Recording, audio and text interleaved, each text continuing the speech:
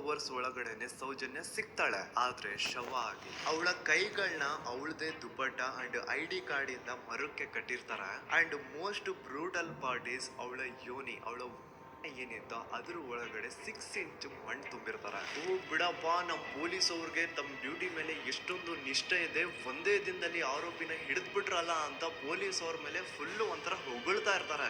ಆದ್ರೆ ಪಾಪ ಜನರಿಗೆ ಎಲ್ಲಿ ಗೊತ್ತಿತ್ತು ಈ ಕೇಸ್ ನ ರಿಯಲ್ ಆರೋಪಿ ಬೇರೆ ಯಾರೋ ಇದಾರೆ, ಪೊಲೀಸ್ ಅವರೇ ಈ ಕೇಸ್ ನ ಮಿಸ್ಲೀಡ್ ಮಾಡೋದಕ್ಕೆ ಸುಮ್ನೆ ಸಂತೋಷ್ನ ಅರೆಸ್ಟ್ ಮಾಡಿದ್ದಾರೆ ಅಂತ. ಪೊಲೀಸ್ ಅವರು ಈ ಕೇಸಲ್ಲಿ ಕರಪ್ಟ್ ಆಗಿದ್ದಾರೆ, ಪೊಲೀಸ್ ಅವರೇ ಸತ್ಯ ಮುಚ್ಚಿಡ್ಲಿಕ್ಕೆ ಟ್ರೈ ಮಾಡ್ತಿದ್ದಾರೆ. ಹಾಗಾಗಿ ಈ ಕೇಸ್ ನ ಇನ್ಮುಂದೆ ಪೊಲೀಸ್ ಅವರಲ್ಲದೆ CBI ಅವರು ಇನ್ವೆಸ್ಟಿಗೇಷನ್ ಮಾಡಬೇಕು, ಈ ಕೇಸ್ ನ CBI ಒಪ್ಸಿ ಅಂತ ಅಗೇನ್ ಪ್ರೊಟೆಸ್ಟ್ ಗಳು ಸ್ಟಾರ್ಟ್ ಆಗ್ತವೆ. ಸೌಜನ್ಯ ಕೇಸ್ ಒಂದೇ ಅಲ್ಲ, ನಾರಾಯಣ ಹಾಗೂ ಯಮುನಾ ಕೇಸಲ್ಲೂ, ವೇದವಲ್ಲಿ ಕೇಸಲ್ಲೂ, ಆ ಬ್ಯಾಂಕ್ ಮ್ಯಾನೇಜರ್ ನ ಕೇಸಲ್ಲೂ ಹಾಗೂ ಪದ್ಮಲತಾ ಕೇಸಲ್ಲೂ ಸೀದಾ ಡೈರೆಕ್ಟ್ ಡೌಟ್ ಬರೋದೆ ಊರಿನ ಗೌಡ್ರ ಮೇಲೆ. ಸೌಜನ್ಯ ಕೇಸ್ ಬಿಟ್ಟು ಆ ಇನ್ನೊಂದು ಕೇಸ್ ಯಾವುದು, ಅದಕ್ಕೂ ಸಂತೋಷ್ಗೂ ಏನ್ ಸಂಬಂಧ, ಅದ್ರಲ್ಲಿ ಯಾಕೆ ಸಂತೋಷ್ನ ಪೊಲೀಸರು ಫಿಟ್ ಮಾಡಿದ್ರು ಅಂತ ಪ್ರತಿಯೊಂದು ಹೇಳ್ತೀನಿ.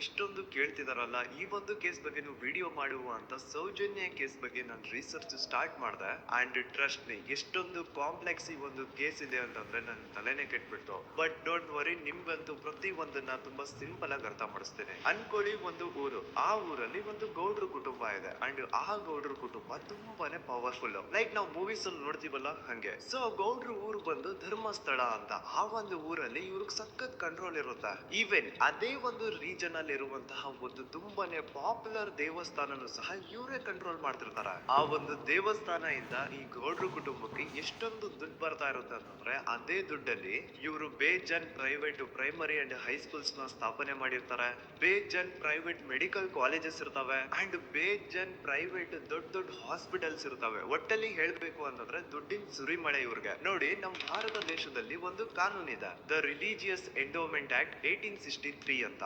ಬೇಸಿಕಲಿ ಈ ಒಂದು ಕಾನೂನು ಏನ್ ಹೇಳುತ್ತೆ ಅಂತಂದ್ರೆ, ಭಾರತದಲ್ಲಿ ಯಾವ್ದೆಲ್ಲ ಹಿಂದೂ ಟೆಂಪಲ್ಸ್ ಇದಾವೋ ಅವೆಲ್ಲ ಗವರ್ಮೆಂಟ್ ಪ್ರಾಪರ್ಟಿ. ಆ ಹಿಂದೂ ಟೆಂಪಲ್ಸ್ ನ ಮ್ಯಾನೇಜ್ಮೆಂಟ್ ಎಲ್ಲ ಗವರ್ಮೆಂಟ್ ಕೈಗೆ ಹೋಗಿ ಗವರ್ಮೆಂಟ್ ಡಿಸೈಡ್ ಮಾಡುತ್ತೆ ಆ ಮ್ಯಾನೇಜ್ಮೆಂಟ್ ಅಲ್ಲಿ ಯಾರ್ ಕೆಲ್ಸಕ್ಕೆ ಇರ್ಬೇಕು, ಯಾರ್ ಕೆಲ್ಸಕ್ಕೆ ಇರಬಾರ್ದು, ಅಂಡ್ ಆ ಟೆಂಪಲ್ ಇಂದ ಬರ್ತಿರುವಂತಹ ಡೊನೇಷನ್ ಅಮೌಂಟ್ ನ ಏನ್ ಮಾಡ್ಬೇಕು ಅಂತ. ಸೊ ಈ ಒಂದು ಕಾನೂನಿನ ಪ್ರಕಾರ ಗವರ್ಮೆಂಟ್ ಇಂಡಿಯಾದಲ್ಲಿರುವಂತಹ ಆಲ್ಮೋಸ್ಟ್ ಎಲ್ಲಾ ಹಿಂದೂ ಟೆಂಪಲ್ಸ್ ನ ತನ್ನ ಕಂಟ್ರೋಲ್ ಅಲ್ಲಿ ತಗೋತಾ ಇರ್ಬೇಕಾದ್ರೆ, ಗವರ್ಮೆಂಟ್ ಅಫಿಷಿಯಲ್ಸ್ ಧರ್ಮಸ್ಥಳ ಶ್ರೀ ಮಂಜುನಾಥ ದೇವಸ್ಥಾನಕ್ಕೂ ರೀಚ್ ಔಟ್ ಮಾಡ್ತಾರೆ. ಅಂಡ್ ಆಗ ಇಷ್ಟು ದಿನ ಟೆಂಪಲ್ ನ ಕಂಟ್ರೋಲ್ ಮಾಡ್ತಿದ್ದಂತಹ ಆ ಗೌಡ್ರ ಕುಟುಂಬ ಏನ್ ಹೇಳುತ್ತೆ ಗೊತ್ತಾ, ಇಲ್ಲ ಇದು ಹಿಂದೂ ಟೆಂಪಲ್ ಅಲ್ಲ, ಇದು ಜೈನ್ ಫ್ಯಾಮಿಲಿಗೆ ಬಿಲಾಂಗ್ ಮಾಡುವಂತಹ ಒಂದು ಪ್ರೈವೇಟ್ ಟೆಂಪಲ್ ಅಂತ ಹೇಳ್ತಾರೆ. ನಾನ್ ಇಷ್ಟು ದಿನ ಧರ್ಮಸ್ಥಳ ಶ್ರೀ ಮಂಜುನಾಥ ದೇವಸ್ಥಾನ ಒಂದು ಹಿಂದೂ ಟೆಂಪಲ್ ಅಂತ ಅನ್ಕೊಂಡಿದ್ದೆ, ಆದ್ರೆ ಈಗಷ್ಟೇ ನನ್ಗೂ ಗೊತ್ತಾಗಿದ್ದು ಇದು ಹಿಂದೂ ಟೆಂಪಲ್ ಅಲ್ಲ, ಇದು ಒಂದು ಜೈನ್ ಫ್ಯಾಮಿಲಿಗೆ ಬಿಲಾಂಗ್ ಮಾಡುವಂತಹ ಪ್ರೈವೇಟ್ ಜೈನ್ ಟೆಂಪಲ್ ಅಂತ.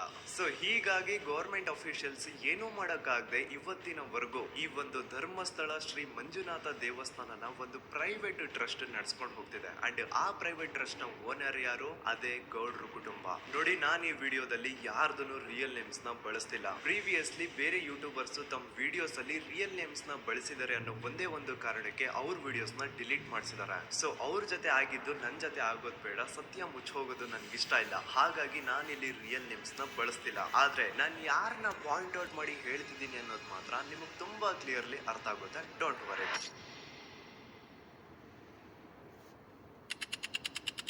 ದಿನಾಂಕ 9/10/2012. A very normal day for everyone except Soujanya.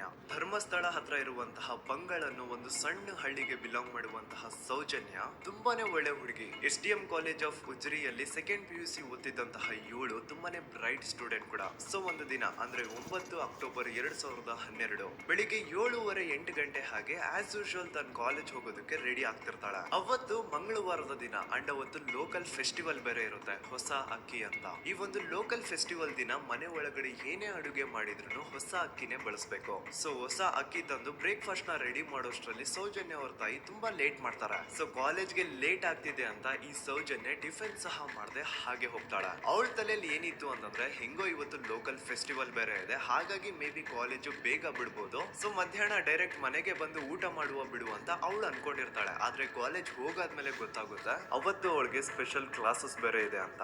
Soujanya breakfast ಕೂಡ ಮಾಡಿರಲ್ಲ ಅಂಡ್ ಲಂಚ್ ಬಾಕ್ಸ್ ಕೂಡ ತಂದಿರಲ್ಲ. ಹಾಗಾಗಿ ಲಂಚ್ ಟೈಮ್ ಅಲ್ಲಿ ಸೌಜನ್ಯನ ಒಬ್ಳು ಫ್ರೆಂಡ್ ಜಾನ್ವಿ ತಾನ್ ತಂದಿರುವಂತಹ ಲಂಚ್ ಬಾಕ್ಸ್ ಅಲ್ಲಿ ಒಂದಿಷ್ಟು ಲಂಚ್ ನ ಆಫರ್ ಮಾಡ್ತಾಳ. ಆದ್ರೆ ಸೌಜನ್ಯ ಪರವಾಗಿಲ್ಲ ನೀನ್ ತಿನ್ನು, ನಾನ್ ಮನೆಗೆ ಹೋಗ್ಬಿಟ್ಟು ಊಟ ಮಾಡ್ಕೊಂತೀನಿ ಅಂತ ಹೇಳ್ತಾಳ. ಸುಮಾರು ಮಧ್ಯಾಹ್ನದ 3:45ಕ್ಕೆ ಕಾಲೇಜ್ ಬಿಡುತ್ತೆ. ಸೌಜನ್ಯ ಕಾಲೇಜ್ ಇಂದ ಬಸ್ ಅಲ್ಲಿ ಬಂದು ನೇತ್ರಾವತಿ ಬಸ್ ಸ್ಟಾಪ್ ಹತ್ರ ಇಳ್ಕೋತಾಳ. ಅವಳ ಜೊತೆ ಅವಳ ಕ್ಲಾಸ್ ಮೇಟ್ಸ್ ಅಂಡ್ ಫ್ರೆಂಡ್ಸ್ ಎಲ್ಲ ಇರ್ತಾರೆ. ಸೊ ಅವ್ರಿಗೆಲ್ಲ ಬಾಯ್ ಹೇಳ್ಬಿಟ್ಟು ಸೌಜನ್ಯ ತನ್ನ ಮನೆ ಕಡೆಗೆ ಹೊರಡ್ತಾಳ. ನೇತ್ರಾವತಿ ಬಸ್ ಸ್ಟಾಪ್ ಇಂದ ಸೌಜನ್ಯ ಮನೆಗೆ 20 ಮಿನಿಟ್ಸ್ ನ ವಾಕ್ ಇರುತ್ತೆ. ಮ್ಯಾಕ್ಸ್ ಟು ಮ್ಯಾಕ್ಸ್ 30 ಮಿನಿಟ್ ಹಿಡಿಬಹುದು. ಸೊ ಸೌಜನ್ಯ ನಡ್ಕೊಂಡು ಮನೆ ಕಡೆಗೆ ಹೋಗ್ತಾ ಇರ್ತಾಳೆ. ಒಂದ್ ಸ್ವಲ್ಪ ದೂರದಲ್ಲಿ ಪ್ರಕೃತಿ ಹಾಸ್ಪಿಟಲ್ ಅಂತ ಒಂದಿರುತ್ತೆ. ಅಲ್ಲಿನ ಸೆಕ್ಯೂರಿಟಿ ಗಾರ್ಡ್ ಸೌಜನ್ಯ ನಡ್ಕೊಂಡು ಹೋಗ್ತಾ ಇರೋದನ್ನ ನೋಡ್ತಾನೆ ಕೂಡ. ನಂತರ ಸೌಜನ್ಯ ಒಂದು 10 ನಿಮಿಷ ಹಂಗೆ ಮುಂದೆ ನಡ್ಕೊಂಡು ಹೋಗಾದ್ಮೇಲೆ ಸೌಜನ್ಯಗೆ ತನ್ನ ಮಾವ ಸಿಗ್ತಾರ. ಅವರು ಸೌಜನ್ಯನ ನೋಡಿ ಮಾತಾಡಿಸ್ತಾರೆ. ಯಾಕಮ್ಮ ಕಾಲೇಜಿಂದ ಇಷ್ಟು ಲೇಟ್ ಬರ್ತಿದ್ಯಾ ಅಂತ ಕೇಳ್ತಾರ. ಆಗ ಸೌಜನ್ಯ ಇಲ್ಲ ಮಾವ, ಕಾಲೇಜಲ್ಲಿ ಸ್ಪೆಷಲ್ ಕ್ಲಾಸ್ ಇತ್ತು ಹಾಗಾಗಿ ಲೇಟ್ ಆಗ್ಬಿಡ್ತು ಅಂತ ಹೇಳಿ ಒಂದೆರಡು ಮಾತಾಡಿಸಿ ನಂತರ ತನ್ನ ಮನೆ ಕಡೆ ತಾನು ಹೊರಡ್ತಾಳ. ಈಗ ಆ ಒಂದು ಪಾಯಿಂಟ್ ಇಂದ ಸೌಜನ್ಯಗೆ ತನ್ನ ಮನೆ ಹೋಗ್ಲಿಕ್ಕೆ 10 ನಿಮಿಷ ಬೇಕು. ಮ್ಯಾಕ್ಸ್ ಟು ಮ್ಯಾಕ್ಸ್ 20 ಮಿನಿಟ್ ಅನ್ಕೊಳ್ಳಿ. 3:45ಕ್ಕೆ ಕಾಲೇಜ್ ಬಿಟ್ರೆ ಅರೌಂಡ್ 4:30ಗೆ ಮನೇಲಿ ಇರ್ಬೇಕಾಗಿದ್ದು ಹುಡುಗಿ 6:30 7 ಗಂಟೆ ಆಗಿದ್ರು ಮನೆಗ್ ಸೇರಿರಲ್ಲ. ಸೊ ಮನೇಲಿ ಸೌಜನ್ಯ ಅವ್ರ ತಾಯಿಗೆ ಟೆನ್ಷನ್ ಸ್ಟಾರ್ಟ್ ಆಗುತ್ತೆ. ಏನಪ್ಪ ಈ ಹುಡುಗಿ ಎಷ್ಟೊತ್ತಾದ್ರೂ ಇನ್ನು ಮನೆಗ್ ಬಂದಿಲ್ವಲ್ಲ ಅಂತ. ಸೊ ಅವ್ರೇನ್ ಮಾಡ್ತಾರೆ, ಸೌಜನ್ಯ ಅವ್ರ ತಂದೆ ಕಾಲ್ ಮಾಡ್ಬಿಟ್ಟು ರೀ ಹಿಂಗೆ 3:30 4 ಗಂಟೆಗೆ ಕಾಲೇಜಿಂದ ಮನೆಗ್ ಬರ್ತಿದ್ದಿದ್ ನಮ್ ಹುಡುಗಿ ಇವತ್ತು 7 ಗಂಟೆ ಆದ್ರೂ ಇನ್ನು ಮನೆಗ್ ಬಂದಿಲ್ಲ, ನೀವು ಸ್ವಲ್ಪ ಬೇಗ ಮನೆಗ್ ಬಂದು ವಿಚಾರಿಸಿ ಅಂತ ಗಾಬ್ರಿಲಿ ಹೇಳ್ತಾರ. ಸರಿ ಅಂತ ಸೌಜನ್ಯ ಅವ್ರ ತಂದೆ ಮನೆಗ್ ಬಂದ್ಬಿಟ್ಟು ಸೌಜನ್ಯನ ಫ್ರೆಂಡ್ಸ್ ಕ್ಲಾಸ್ ಮೇಟ್ಸ್ ಯಾರ್ದೆಲ್ಲ ಅವ್ರ ಹತ್ರ ನಂಬರ್ ಇರುತ್ತೋ ಅವ್ರಿಗೆಲ್ಲ ಕಾಲ್ ಮಾಡ್ಬಿಟ್ಟು ಸೌಜನ್ಯ ಬಗ್ಗೆ ಕೇಳ್ತಾರ. ನಮ್ ಹುಡುಗಿ ಏನಾದ್ರೂ ನಿಮ್ ಮನೆಗ್ ಬಂದಿದ್ದಾಳ ಅಮ್ಮ ಅಂತ. ಆದ್ರೆ ಸೌಜನ್ಯನ ಫ್ರೆಂಡ್ಸ್ ಅಂಡ್ ಕ್ಲಾಸ್ ಮೇಟ್ಸ್ ಎಲ್ಲ ಇಲ್ಲ ಅಂಕಲ್ ನಮ್ ಮನೆಗಂತೂ ಸೌಜನ್ಯ ಏನು ಬಂದಿಲ್ಲ, ಅವಳು ಬಸ್ ಸ್ಟಾಪ್ ಇಂದ ಸೀದಾ ನಿಮ್ ಮನೆ ಕಡೆಗೇನೆ ಹೊರಟ್ಲಲ್ವಾ, ಯಾಕೆ ಇನ್ನೂ ಬಂದಿಲ್ವಾ ಅಂತ ಕೇಳ್ತಾರ. ಆಗ ಸೌಜನ್ಯ ಅವ್ರ ತಂದೆ ಇಲ್ಲಮ್ಮ ಬಂದಿಲ್ಲ ಹಾಗಾಗಿನೇ ಕಾಲ್ ಮಾಡಿರೋದು ಅಂತ ಹೇಳಿ ಕಾಲ್ ಕಟ್ ಮಾಡ್ತಾರ. ದೆನ್ ಸೌಜನ್ಯ ಅವ್ರ ತಂದೆ ಸೌಜನ್ಯ ಅವ್ರ ಮಾವ ಕಾಲ್ ಮಾಡ್ತಾರ. ಅಳಿಯ ಎಲ್ಲಿದೀಯಾ, ನನ್ ಮಗಳು ಇನ್ನು ಮನೆಗ್ ಬಂದಿಲ್ಲ, ನೀನೇನಾದ್ರೂ ಅವಳನ್ನ ನೋಡ್ದ ಅಂತ ಕೇಳ್ತಾರ. ಆ ಕಡೆಯಿಂದ ಅವರು ಸೌಜನ್ಯನ ಮಾವ ಹೇಳ್ತಾರೆ, ನಾನ್ ನೋಡ್ದೆ 4:15 ಹಾಗೆ ಆ ಹುಡುಗಿ ಕಾಲೇಜಿಂದ ಬರ್ಬೇಕಾದ್ರೆ ನನಗ್ ಕಾಣಿಸಿದ್ಲು, ನಾನ್ ಸ್ವಲ್ಪ ಮಾತಾಡ್ದೆ ಅವಳ ಹತ್ರ, ಅದಾದ್ಮೇಲೆ ಅವಳು ಮನೆ ಕಡೆ ಹೋದ್ಲಲ್ಲ, ಯಾಕೆ ಇನ್ನೂ ಬಂದಿಲ್ವಾ ಅಂತ ಅವರೇ ಉಲ್ಟಾ ಕ್ವಶನ್ ಕೇಳ್ತಾರ. ಈ ಕಡೆ ಸೌಜನ್ಯ ಅವ್ರ ತಂದೆ ಇಲ್ಲ 7 ಗಂಟೆ ಆದ್ರೂ ಮಗು ಇನ್ನು ಮನೆಗ್ ಬಂದಿಲ್ಲ, ನಮ್ಗೆ ಯಾಕೋ ತುಂಬಾ ಗಾಬರಿ ಆಗ್ತಿದೆ, ನೀನೊಂದ್ ಕೆಲ್ಸ ಮಾಡು ನಮ್ಮವ್ರನ್ನೆಲ್ಲ ಸೇರ್ಸು ಎಲ್ರೂ ಸೇರಿ ಹುಡುಕುವ ಅವಳನ್ನ ಅಂತ ಸುಮಾರು ರಾತ್ರಿ 7 ಗಂಟೆಯಿಂದ ಹಿಡಿದು 11 ಗಂಟೆವರೆಗೂ ಸೌಜನ್ಯನ ಮನೆಯವರು ಅಂಡ್ ಊರಿನ ಜನ 200-300 ಜನ ಸೇರ್ಕೊಂಡು ಸೌಜನ್ಯನ ಹುಡುಕ್ತಾರೆ. ಆದ್ರೆ ಸೌಜನ್ಯನ ಒಂದು ಸುಳಿವು ಸಿಗಲ್ಲ. ಸೊ ಕೊನೆಗೆ ಸಹಾಯ ಕೇಳ್ತಾ ರಾತ್ರಿ 11 ಗಂಟೆ ಹಾಗೆ ಸೌಜನ್ಯನ ತಂದೆ ತಾಯಿ ಅಂಡ್ ಊರಿನ ಜನ ಎಲ್ಲ ಬೆಳ್ತಂಗಡಿ ಪೊಲೀಸ್ ಸ್ಟೇಷನ್ ಹತ್ರ ಹೋಗ್ತಾರ. ಅಲ್ಲಿ ಪೊಲೀಸ್ ಅವ್ರ ಹತ್ರ ಕಾಲೇಜ್ ಹೋಗಿದ್ ನಮ್ ಹುಡುಗಿ ಇಷ್ಟೊತ್ತಾದ್ರೂ ಇನ್ನು ಮನೆಗ್ ಬಂದಿಲ್ಲ, ಎಷ್ಟು ಹುಡುಕಿದ್ರು ಸಿಗ್ತಾ ಇಲ್ಲ, ಸೊ ಪ್ಲೀಸ್ ಒಂದು ಮಿಸ್ಸಿಂಗ್ ರಿಪೋರ್ಟ್ ನ ಫೈಲ್ ಮಾಡಿ ನಮ್ ಹುಡುಗಿನ ಹುಡುಕೊಡಿ ಅಂತ ಕೇಳ್ಕೊತಾರ. ಆದ್ರೆ ಪೊಲೀಸ್ ಅವರು ಒಪ್ಪಲ್ಲ. ಇಲ್ಲ ಯಾವುದೇ ಪರ್ಸನ್ ಮಿಸ್ಸಿಂಗ್ ಆದ್ರೆ ಆಫ್ಟರ್ 24 ಅವರ್ಸ್ ಆದ್ಮೇಲೆನೆ ರಿಪೋರ್ಟ್ ಫೈಲ್ ಮಾಡಕ್ಕಾಗೋದು. ಸೊ ನೀವ್ ಒಂದ್ ಕೆಲ್ಸ ಮಾಡಿ, ಈಗ ಮನೆಗ್ ಹೋಗಿ ನಾಳೆ ಬೆಳಿಗ್ಗೆವರೆಗೂ ನೋಡಿ, ನಾಳೆ ಬೆಳಿಗ್ಗೆವರೆಗೂ ನಿಮ್ ಮಗಳು ನಿಮ್ ಮನೆಗ್ ಬಂದಿಲ್ಲ ಅಂತಂದ್ರೆ ಆಗ ಬಂದ್ಬಿಟ್ಟು ಮಿಸ್ಸಿಂಗ್ ರಿಪೋರ್ಟ್ ನ ಫೈಲ್ ಮಾಡಿಸಿ ಅಂತ ಹೇಳಿ ಕಳಿಸ್ತಾರ. ಆಗ ಆಲ್ಮೋಸ್ಟ್ ಮಿಡ್ ನೈಟ್ ಆಗಿರೋದ್ರಿಂದ ಅಂಡ್ ಮಳೆ ಬೇರೆ ತುಂಬಾ ಜೋರಾಗಿ ಬರ್ತಾ ಇರುತ್ತೆ. ಸೊ ಈ ಸಿಚುವೇಶನ್ ಅಲ್ಲಿ ಸೌಜನ್ಯನ ಹುಡುಕ್ಲಿಕ್ಕೆ ಆಗಲ್ಲ. ನಾಳೆ ಬೆಳಿಗ್ಗೆ ಸೇರ್ಕೊಂಡು ಅಗೇನ್ ಎಲ್ರು ಸೌಜನ್ಯನ ಹುಡುಕುವ ಅಂತ ಸೌಜನ್ಯನ ಮನೆಯವರು ಅಂಡ್ ಊರಿನ ಜನ ಎಲ್ರು ತಮ್ಮ ಮನೆಗೆ ಹೋಗ್ಬಿಡ್ತಾರ. ನೆಕ್ಸ್ಟ್ ದಿನ ಅಂದ್ರೆ 10 ಅಕ್ಟೋಬರ್ 2012 ಬುಧವಾರದ ದಿನ ಬೆಳಿಗ್ಗೆ 10 ಗಂಟೆ ಹಾಗೆ ಸೌಜನ್ಯನ ಮನೆಯವರು ಅಂಡ್ ಊರಿನ 200-300 ಜನ ಸೇರ್ಕೊಂಡು ಅಗೇನ್ ಸೌಜನ್ಯಗೋಸ್ಕರ ಹುಡುಕಾಟ ಸ್ಟಾರ್ಟ್ ಮಾಡ್ತಾರ. ಹುಡುಕಾಟ ಪ್ರಾರಂಭಿಸಿದ್ದು ವಿತಿನ್ 2 ಅವರ್ಸ್ ಒಳಗಡೆನೆ ಸೌಜನ್ಯ ಸಿಗ್ತಾಳೆ. ಆದ್ರೆ ಶವ ಆಗಿ. ಆ 200-300 ಊರಿನ ಜನ ಎಲ್ಲ ಸೇರ್ಕೊಂಡು ಏನ್ ಸೌಜನ್ಯನ ಹುಡುಕ್ತಾ ಇದ್ರು ಅದ್ರಲ್ಲಿ ಯಾರೋ ಒಬ್ರಿಗೆ ಸೌಜನ್ಯನ ಮನೆಯಿಂದ ಕೇವಲ 10 ನಿಮಿಷ ದೂರದಲ್ಲಿರುವಂತಹ ಒಂದು ಹಳ್ಳನ ದಡದಲ್ಲಿ ಸೌಜನ್ಯನ ಮೃತದೇಹ ಸಿಗುತ್ತಾ. ಈಗ ಸತ್ತಿರುವಂತಹ ಸೌಜನ್ಯನ ಡೆಡ್ ಬಾಡಿ ಯಾವ ಒಂದು ಕಂಡೀಷನ್ ಅಲ್ಲಿ ಇತ್ತು ಅಂತ ಹೇಳ್ತೀನಿ, ಸ್ವಲ್ಪ ಗಮನ ಇಟ್ಟು ಕೇಳಿಸ್ಕೊಳ್ಳಿ. ಅವಳ ಕೈಗಳನ್ನ ಅವಳದೇ ದುಪ್ಪಟ್ಟ ಅಂಡ್ ID ಕಾರ್ಡ್ ಇಂದ ಮರಕ್ಕೆ ಕಟ್ಟಿರ್ತಾರ. ಅವಳ ಬಾಡಿ ಎಲ್ಲ ನೇಕೆಡ್ ಇರುತ್ತೆ, ಮೈ ಮೇಲೆ ಸರಿಯಾದ ಬಟ್ಟೆ ಇರಲ್ಲ, ಮೈ ಮೇಲೆ ಮಲ್ಟಿಪಲ್ ಕಟ್ ಮಾರ್ಕ್ಸ್ ಇರುತ್ತೆ, ತುಂಬಾ ಜೋರಾಗಿ ಹೊಡೆದಿರುವಂತಹ ಗಾಯಗಳು ಮೈ ಮೇಲೆ ಎದ್ದು ಕಾಣಿಸ್ತಿರ್ತವೆ. ಅವಳ ರಿಪ್ಸ್ ಎದೆ ಭಾಗದ ಮೂಳೆಗಳೆಲ್ಲ ಮುರಿದು ಹೋಗ್ಬಿಟ್ಟಿರ್ತವೆ and most brutal part is ಅವಳ ಯೋನಿ, ಅವಳ ಏನಿತ್ತು ಅದ್ರ ಒಳಗಡೆ 6 ಇಂಚ್ ಮಣ್ಣು ತುಂಬಿರ್ತಾರೆ. ಆ ಬಾಡಿ ಕಂಡೀಷನ್ ನ ನೋಡಿದಾದ್ಮೇಲೆ ಒಂದಂತೂ ತುಂಬಾ ಕ್ಲಿಯರ್ ಆಗಿ ಅರ್ಥ ಆಗುತ್ತೆ, ಅವಳನ್ನ ಯಾರೋ ತುಂಬಾ ಫೋರ್ಸ್ಫುಲಿ ಮಾಡಿ ನಂತರ ನಿರ್ದಯವಾಗಿ ಸಾಯಿಸಿದ್ದಾರೆ ಅಂತ. ಇಲ್ಲಿ ಕ್ರಿಮಿನಲ್ಸ್ ನ ಬುದ್ಧಿವಂತಿಕೆ ನೋಡಿ ಪೊಲೀಸ್ ಅವ್ರಿಗೆ ಏನೂ ಸುಳಿವು ಸಿಗ್ಬಾರ್ದು ಅಂತ ಅವಳ ಯೋನಿ ಒಳಗಡೆ 6 ಇಂಚ್ ಅಷ್ಟು ಮಣ್ಣು ತುಂಬ ಹೋಗಿರ್ತಾರೆ. ಸೊ ದೆನ್ ಪೊಲೀಸ್ ಅವ್ರಿಗೆ ವಿಷಯ ಗೊತ್ತಾಗುತ್ತೆ. ಅವರು ಸ್ಪಾಟ್ ಗೆ ಬಂದು ಸೌಜನ್ಯನ ಬಾಡಿನ ರಿಕವರ್ ಮಾಡಿ ಆ ಒಂದು ಸ್ಪಾಟ್ ನ ಕಂಪ್ಲೀಟ್ ಸೀಸ್ ಮಾಡ್ತಾರ. ಒಬ್ಳು ಸಾಮಾನ್ಯ ಮಿಡಲ್ ಕ್ಲಾಸ್ ಹುಡುಗಿ, ಒಬ್ಳು ವೆರಿ ಬ್ರೈಟ್ ಸ್ಟೂಡೆಂಟ್ ನ ಈ ಮಟ್ಟಿಗೆ ಇಷ್ಟು ನಿರ್ದಯವಾಗಿ ಸಾಯಿಸಿರೋದು ಯಾರು?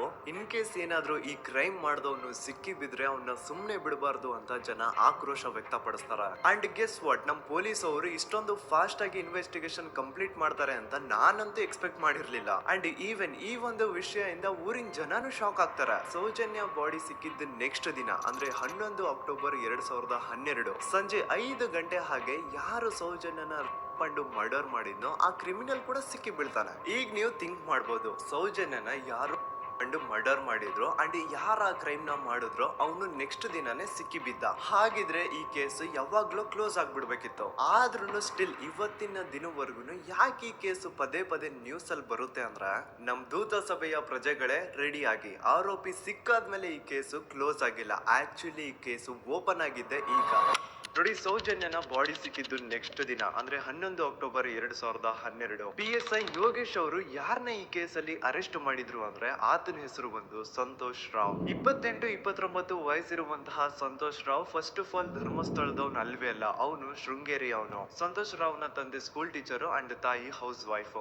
ಸಂತೋಷ್ ಮೊದ್ಲಿಂದನೂ ಒಂದ್ ಸ್ವಲ್ಪ ಮೆಂಟಲಿ ಇಲ್ಲಿರೋದ್ರಿಂದ ಅವನಿಗೆ ವಿದ್ಯೆ ಬರಹ ಅನ್ನೋದು ತಲೆಗೆ ಹೋಗಿರಲ್ಲ. ಹಾಗಾಗಿ ಅವನು ಶೃಂಗೇರಿಯಲ್ಲಿ ಒಂದು ಹೋಟೆಲ್ ಅಲ್ಲಿ ಕೆಲಸ ಮಾಡ್ತಿರ್ತಾನೆ. ಮೆಂಟಲಿ ಅನ್ಸ್ಟೇಬಲ್ ಇದ್ರೂ ಸಹ ಈತನ್ಗೆ ದೇವ್ರ ಮೇಲೆ ಬಹಳ ನಂಬಿಕೆ ಇರುತ್ತೆ. ಹಾಗಾಗಿ ತಿಂಗಳಿಗೆ ಒಮ್ಮೆ ಆದ್ರೂ, ಅಟ್ಲೀಸ್ಟ್ 2 ತಿಂಗಳಿಗೆ ಒಮ್ಮೆ ಆದ್ರೂ ಈತ ಯಾವ್ದಾದ್ರು ಒಂದು ಪುಣ್ಯ ಕ್ಷೇತ್ರಕ್ಕೆ ವಿಸಿಟ್ ಮಾಡಿ ಬರ್ತಿರ್ತಾನೆ. ಹಾಗೇನೆ ಈ ಸತಿನೂ ಸಹ ಈತ ಧರ್ಮಸ್ಥಳಕ್ಕೆ ಬಂದಿರ್ತಾನೆ. ಇವನು ಧರ್ಮಸ್ಥಳಕ್ಕೆ ಬಂದಿದ್ದು ದಿನಾಂಕ 9 ಅಕ್ಟೋಬರ್ 2012. ಈ ದಿನಾಂಕನ ಸ್ವಲ್ಪ ನೋಟ್ ಮಾಡಿ ಇಟ್ಕೊಳ್ಳಿ, ಯಾಕಂತಂದ್ರೆ ಮುಂದೆ ಈ ಕೇಸಲ್ಲಿ ಇದೇ ಮೇಜರ್ ಟರ್ನಿಂಗ್ ಪಾಯಿಂಟ್. ಸೊ ಸೌಜನ್ಯನ ಡೆತ್ ಆಗಿಂತ ಒಂದು ದಿನ ಹಿಂದೆ ಧರ್ಮಸ್ಥಳಕ್ಕೆ ಬಂದಿರುವಂತಹ ಸಂತೋಷ್ ರಾವ್ಗೆ ಎಲ್ಲನೂ ಉಳ್ಕೊಳ್ಳಿಕ್ಕೆ ಹೋಟೆಲ್ ಅಲ್ಲಿ ಅಥವಾ ಲಾಡ್ಜ್ ಅಲ್ಲಿ ರೂಮ್ ಸಿಗಲ್ಲ. ರೀಸನ್ ಇಷ್ಟೇ, ಸಂತೋಷ್ ರಾವ್ ನೋಡ್ಲಿಕ್ಕೆ ಸ್ವಲ್ಪ ಮೆಂಟಲಿ ಅನ್ಸ್ಟೇಬಲ್ ಪರ್ಸನ್ ತರ ಇರ್ತಾನೆ. ಅವನ ಅವತಾರ, ಅವನ ವೇಷಭೂಷಣ ಅಷ್ಟು ಸರಿ ಇರಲ್ಲ. ಹಾಗಾಗಿ ಇವನ್ಗೆ ಯಾವುದೇ ಒಂದು ಹೋಟೆಲ್ ಅಲ್ಲಿ ಅಥವಾ ಲಾಡ್ಜ್ ಅಲ್ಲಿ ಎಲ್ಲಿನೂ ರೂಮ್ ಸಿಗಲ್ಲ. ಸೊ ಉಳ್ಕೊಳ್ಳೋಕೆ ಜಾಗ ಸಿಗದೆ ಇವನೇನ್ ಮಾಡ್ತಾನೆ, ಅಲ್ಲೇ ಹತ್ರದಲ್ಲಿರುವಂತಹ ಬಾಹುಬಲಿ ಬೆಟ್ಟಕ್ಕೆ ಹೋಗಿ ಅಲ್ಲಿರುವಂತಹ ಬಾಹುಬಲಿ ಸ್ಟ್ಯಾಚು ಹತ್ರನೇ ಆಶ್ರಯ ತಗೊಳ್ತಾನೆ. ಅಂಡ್ 1-2 ದಿನ ಅವನು ಅಲ್ಲೇ ಉಳ್ಕೋತಾನೆ ಕೂಡ. ಡೇ ಟೈಮ್ ಅಲ್ಲಿ ಧರ್ಮಸ್ಥಳಕ್ಕೆ ಬಂದು ಧರ್ಮಸ್ಥಳ ಶ್ರೀ ಮಂಜುನಾಥ ದೇವಸ್ಥಾನದಲ್ಲಿದ್ದು ಅಲ್ಲೇ ಪ್ರಸಾದ ಊಟ ಎಲ್ಲ ಮಾಡಿ ನಂತರ ನೈಟ್ ಆಗ್ತಿದ್ದಂಗೆ ಬಾಹುಬಲಿ ಬೆಟ್ಟಕ್ಕೆ ಹೋಗಿ ಆ ಸ್ಟ್ಯಾಚು ಹತ್ರನೇ ಮಲ್ಕೊಳ್ತಿರ್ತಾನೆ. ಸೊ ಒಂದು ದಿನ ಅಂದ್ರೆ 11 ಅಕ್ಟೋಬರ್ 2012 ಸಂಜೆ 5 ಗಂಟೆ ಹಾಗೆ ಈ ಸಂತೋಷ್ ರಾವ್ ತನ್ನ ಪಾಡಿಗೆ ತಾನು ಆ ಬೆಟ್ಟದ ಮೇಲೆ ಕೂತ್ಕೊಂಡು ಸೀನರೀಸ್ ನ ಎಂಜಾಯ್ ಮಾಡ್ತಾ ಇರಬೇಕಾದ್ರೆ ಯಾರೋ ಅದೇ ಊರಿನ 5 ಜನ ಕಿಡಿಗೇಡಿಗಳು ಬಂದು ಇವನ್ ಹತ್ರ ಜಗಳ ತೆಗಿತಾರ. ಈ 5 ಜನ ಯಾರು ಅಂತ ನಂತರ ಹೇಳ್ತೇನೆ. ಸೊ ಈ 5 ಜನ ಕಿಡಿಗೇಡಿಗಳು ಸಂತೋಷ್ ರಾವ್ ಹತ್ರ ಜಗಳ ತೆಗೆದು ಅವನ ಅವಾಚ್ಯ ಶಬ್ದಗಳಿಂದ ಬೈದು ಅವನ್ನ ಹೊಡೆದು, ಅಷ್ಟೇ ಸಾಲದೆ ಆ 5 ಜನ ಸಂತೋಷ್ ರಾವ್ನ ಪೊಲೀಸ್ ಸ್ಟೇಷನ್ಗೆ ಎಳ್ಕೊಂಡ್ ಬಂದು ಇವನು ನಾವು ಬಾಹುಬಲಿ ಬೆಟ್ಟಕ್ಕೆ ಅಂತ ಹೋಗಿದ್ರೆ ಅಲ್ಲಿ ನಮ್ಮ ಮೇಲೆ ಅಟ್ಯಾಕ್ ಮಾಡ್ದ, ಇವ್ನು ನೋಡ್ಲಿಕ್ಕೂ ಸಹ ಒಳ್ಳೆ ಸೈಕೋ ಕಿಲ್ಲರ್ ಇದ್ದಂಗಿದಾನೆ, ನಮ್ಗೆ ಯಾಕೋ ನಿನ್ನೆ ನಮ್ಮೂರಲ್ಲಿ ನಡೆದಿರುವಂತಹ ಘಟನೆ ಆ ಸೌಜನ್ಯನ ಮರ್ಡರ್ ಇವನೇ ಮಾಡಿದಾನೆ ಅಂತ ಡೌಟ್ ಬರ್ತಿದೆ ಅಂತ ಆ 5 ಜನ ಕಿಡಿಗೇಡಿಗಳು ಸಂತೋಷ್ ರಾವ್ನ ಪೊಲೀಸ್ ಅವ್ರ ಹತ್ರ ಹಾಕೊಡ್ತಾರ. ಅಂಡ್ ಪೊಲೀಸ್ ಅವರು ಕೂಡ ಎಂತವ್ರು ನೋಡಿ, ಯಾರೋ 5 ಜನ ಕಿಡಿಗೇಡಿಗಳು ಬಂದು ಇವನೇ ಕೊಲೆ ಮಾಡಿದಾನೆ ಅಂತ ಹೇಳಿದ ತಕ್ಷಣ ಹಿಂದೆ ಮುಂದೆ ಕ್ರಾಸ್ ಚೆಕ್ ಮಾಡದೆ ಸಂತೋಷ್ ರಾವ್ನ ಅರೆಸ್ಟ್ ಮಾಡಿ ಸೌಜನ್ಯ ಕೇಸ್ನ ಆರೋಪಿ ಸಿಕ್ಕಿದಾನೆ ಅಂತ ಎಲ್ಲಾ ಕಡೆ ಘೋಷಣೆ ಮಾಡ್ಬಿಡ್ತಾರ. ಜನರಿಗೆ ಈ ಕಡೆ ಒಂಥರ ನೆಮ್ಮದಿ, ಓ ಬಿಡಪ್ಪ, ನಮ್ ಪೊಲೀಸ್ ಅವ್ರಿಗೆ ತಮ್ಮ ಡ್ಯೂಟಿ ಮೇಲೆ ಎಷ್ಟೊಂದು ನಿಷ್ಠೆ ಇದೆ, ಒಂದೇ ದಿನದಲ್ಲಿ ಆರೋಪಿನ ಹಿಡಿದ್ಬಿಟ್ರಲ್ಲ ಅಂತ ಪೊಲೀಸ್ ಅವ್ರ ಮೇಲೆ ಫುಲ್ ಒಂಥರ ಹೊಗಳ್ತಾ ಇರ್ತಾರೆ. ಆದ್ರೆ ಪಾಪ ಜನರಿಗೆ ಎಲ್ಲಿ ಗೊತ್ತಿತ್ತು ಈ ಕೇಸ್ ನ ರಿಯಲ್ ಆರೋಪಿ ಬೇರೆ ಯಾರೋ ಇದಾರೆ, ಪೊಲೀಸ್ ಅವರೇ ಈ ಕೇಸ್ ನ ಮಿಸ್ಲೀಡ್ ಮಾಡೋದಕ್ಕೆ ಸುಮ್ನೆ ಸಂತೋಷ್ನ ಅರೆಸ್ಟ್ ಮಾಡಿದ್ದಾರೆ ಅಂತ. ಸೊ ಸಂತೋಷ್ ರಾವ್ ಒಂದು ಹುಡುಗಿಯ ರೇಪ್ ಅಂಡ್ ಮರ್ಡರ್ ಕೇಸ್ ಅಲ್ಲಿ ಅರೆಸ್ಟ್ ಆಗಿದ್ದಾನೆ ಅನ್ನೋ ವಿಷಯ ಸಂತೋಷ್ನ ತಾಯಿಗೆ ಗೊತ್ತಾದಾಗ ಅವ್ರ ಪಾಪ ನೋವಲ್ಲಿ ಕುರ್ಗಿ ಸಾಯ್ತಾರ. ಅಂಡ್ ಇನ್ನು ಅವ್ರ ತಂದೆ ಒಂದು ಕಡೆ ಪಾಪ ಹೆಂಡತಿನ ಕಳ್ಕೊಂಡಿರುವಂತಹ ನೋವು, ಇನ್ನೊಂದು ಕಡೆ ಮಗ ನೋಡಿದ್ರೆ ಯಾವ್ದೋ ಫಾಲ್ಸ್ ಕೇಸ್ ಅಲ್ಲಿ ಅರೆಸ್ಟ್ ಆಗಿದ್ದಾನೆ. ಈ ಕಡೆ ಕೇಸ್ ನ ಇನ್ವೆಸ್ಟಿಗೇಷನ್ ನಡೀತಾ ಇದೆ. ಅಂಡ್ ಇಲ್ಲಿ ನಾನು PSI ಯೋಗೇಶ್ ಅವ್ರ ಬಗ್ಗೆ ಅಂತೂ ಮೆನ್ಷನ್ ಮಾಡ್ಲೇಬೇಕು. ಈ ಪೊಲೀಸ್ ಆಫೀಸರು ಗೊತ್ತಿದ್ದು ಈ ತಪ್ಪನ ಮಾಡಿದ್ರು ಅಥವಾ ಗೊತ್ತಿಲ್ದೇನೆ ಈ ತಪ್ಪನ ಮಾಡಿದ್ರು ನನ್ಗಂತೂ ಗೊತ್ತಿಲ್ಲ. ಸೊ ಇವ್ರು ಏನ್ ಮಾಡ್ತಾರೆ ಅಂತಂದ್ರೆ, ಸೌಜನ್ಯನ ಬಾಡಿನ ಪೋಸ್ಟ್ ಮಾರ್ಟಮ್ ಗೆ ಕಳಿಸಿದಾಗ ಡಾಕ್ಟರ್ಸ್ ಹಂಗೋ ಹಿಂಗೋ ಮಾಡಿ ಇಂದ ಕೆಲವೊಂದು ಸ್ಪಾಮ್ ನ ಸ್ಯಾಂಪಲ್ಸ್ ಕಲೆಕ್ಟ್ ಮಾಡ್ತಾರ. ಅದನ್ನ ಅವರು PSI ಯೋಗೇಶ್ಗೆ ಕೊಟ್ಟು ಇದನ್ನ ವಿತಿನ್ 72 ಅವರ್ಸ್ ಒಳಗಡೆ ಇನ್ನೊಂದು ಲ್ಯಾಬ್ ಗೆ ಸಬ್ಮಿಟ್ ಮಾಡಿ ಅಂತ ತುಂಬಾ ಕ್ಲಿಯರ್ ಆಗಿ ಹೇಳ್ತಾರ. ಆದ್ರೆ PSI ಯೋಗೇಶ್ ಆ ಸ್ಪಾಮ್ ಸ್ಯಾಂಪಲ್ಸ್ ನ ವಿತಿನ್ 72 ಅವರ್ಸ್ ಒಳಗಡೆ ಲ್ಯಾಬ್ ಕಳ್ಸೋದಿರ್ಲಿ, ಅದನ್ನ 12 ದಿನ ಆದ್ಮೇಲೆ ಲ್ಯಾಬ್ ಕಳಿಸ್ತಾರ. ಅಷ್ಟೊತ್ತಿಗೆ ಆಲ್ರೆಡಿ ಆ ಸ್ಪಾಮ್ ಸ್ಯಾಂಪಲ್ಸ್ ಗೆಲ್ಲ ಫಂಗಸ್ ಹಿಡಿದು ಅದು ಅನ್ಫಿಟ್ ಫಾರ್ ಟೆಸ್ಟಿಂಗ್ ಅಂತ ಬರುತ್ತಾ. ಈಗ ನೀವೇ ಹೇಳಿ, ಎಂತ ಡಂಬೆಸ್ಟ್ ಪರ್ಸನ್ ಪೊಲೀಸ್ ಆಫೀಸರ್ ಆಗಿದ್ರು ಅವನ ಹತ್ರ ಒಂದು ಮರ್ಡರ್ ಕೇಸ್ ಬಂದಾಗ ಅವನ ಹತ್ರ ಇರೋ ಮೇನ್ ಸಾಕ್ಷಿನೇ, ಮೇನ್ ಎವಿಡೆನ್ಸ್ ಆ ಹುಡುಗಿಯ ಇಂದ ಕಲೆಕ್ಟ್ ಆಗುವಂತಹ ಸ್ಪರ್ಮ್ ಸ್ಯಾಂಪಲ್ಸ್. ಸೊ ಅದನ್ನ ಮೊದಲು ಲ್ಯಾಬ್ ಕಳಿಸಿ ಅದನ್ನ ಐಡೆಂಟಿಫೈ ಮಾಡೋದು ಪೊಲೀಸ್ ಅವರ ಫಸ್ಟ್ ಡ್ಯೂಟಿ. ಆದ್ರೆ ಇಲ್ಲಿ PSI ಯೋಗೇಶ್ ಅವರು ಇದನ್ನೇ ಮರ್ತು ಹೋದ್ರು ಅಂತ ನೋಡಿ. ಯಾವುದೇ ಒಂದು ಕೇಸ್ ಅಲ್ಲಿ ಪೊಲೀಸ್ ಅವರು ಆದಷ್ಟು ಎವಿಡೆನ್ಸ್ ನ ಕಲೆಕ್ಟ್ ಮಾಡೋದಕ್ಕೆ ಟ್ರೈ ಮಾಡ್ತಾರ.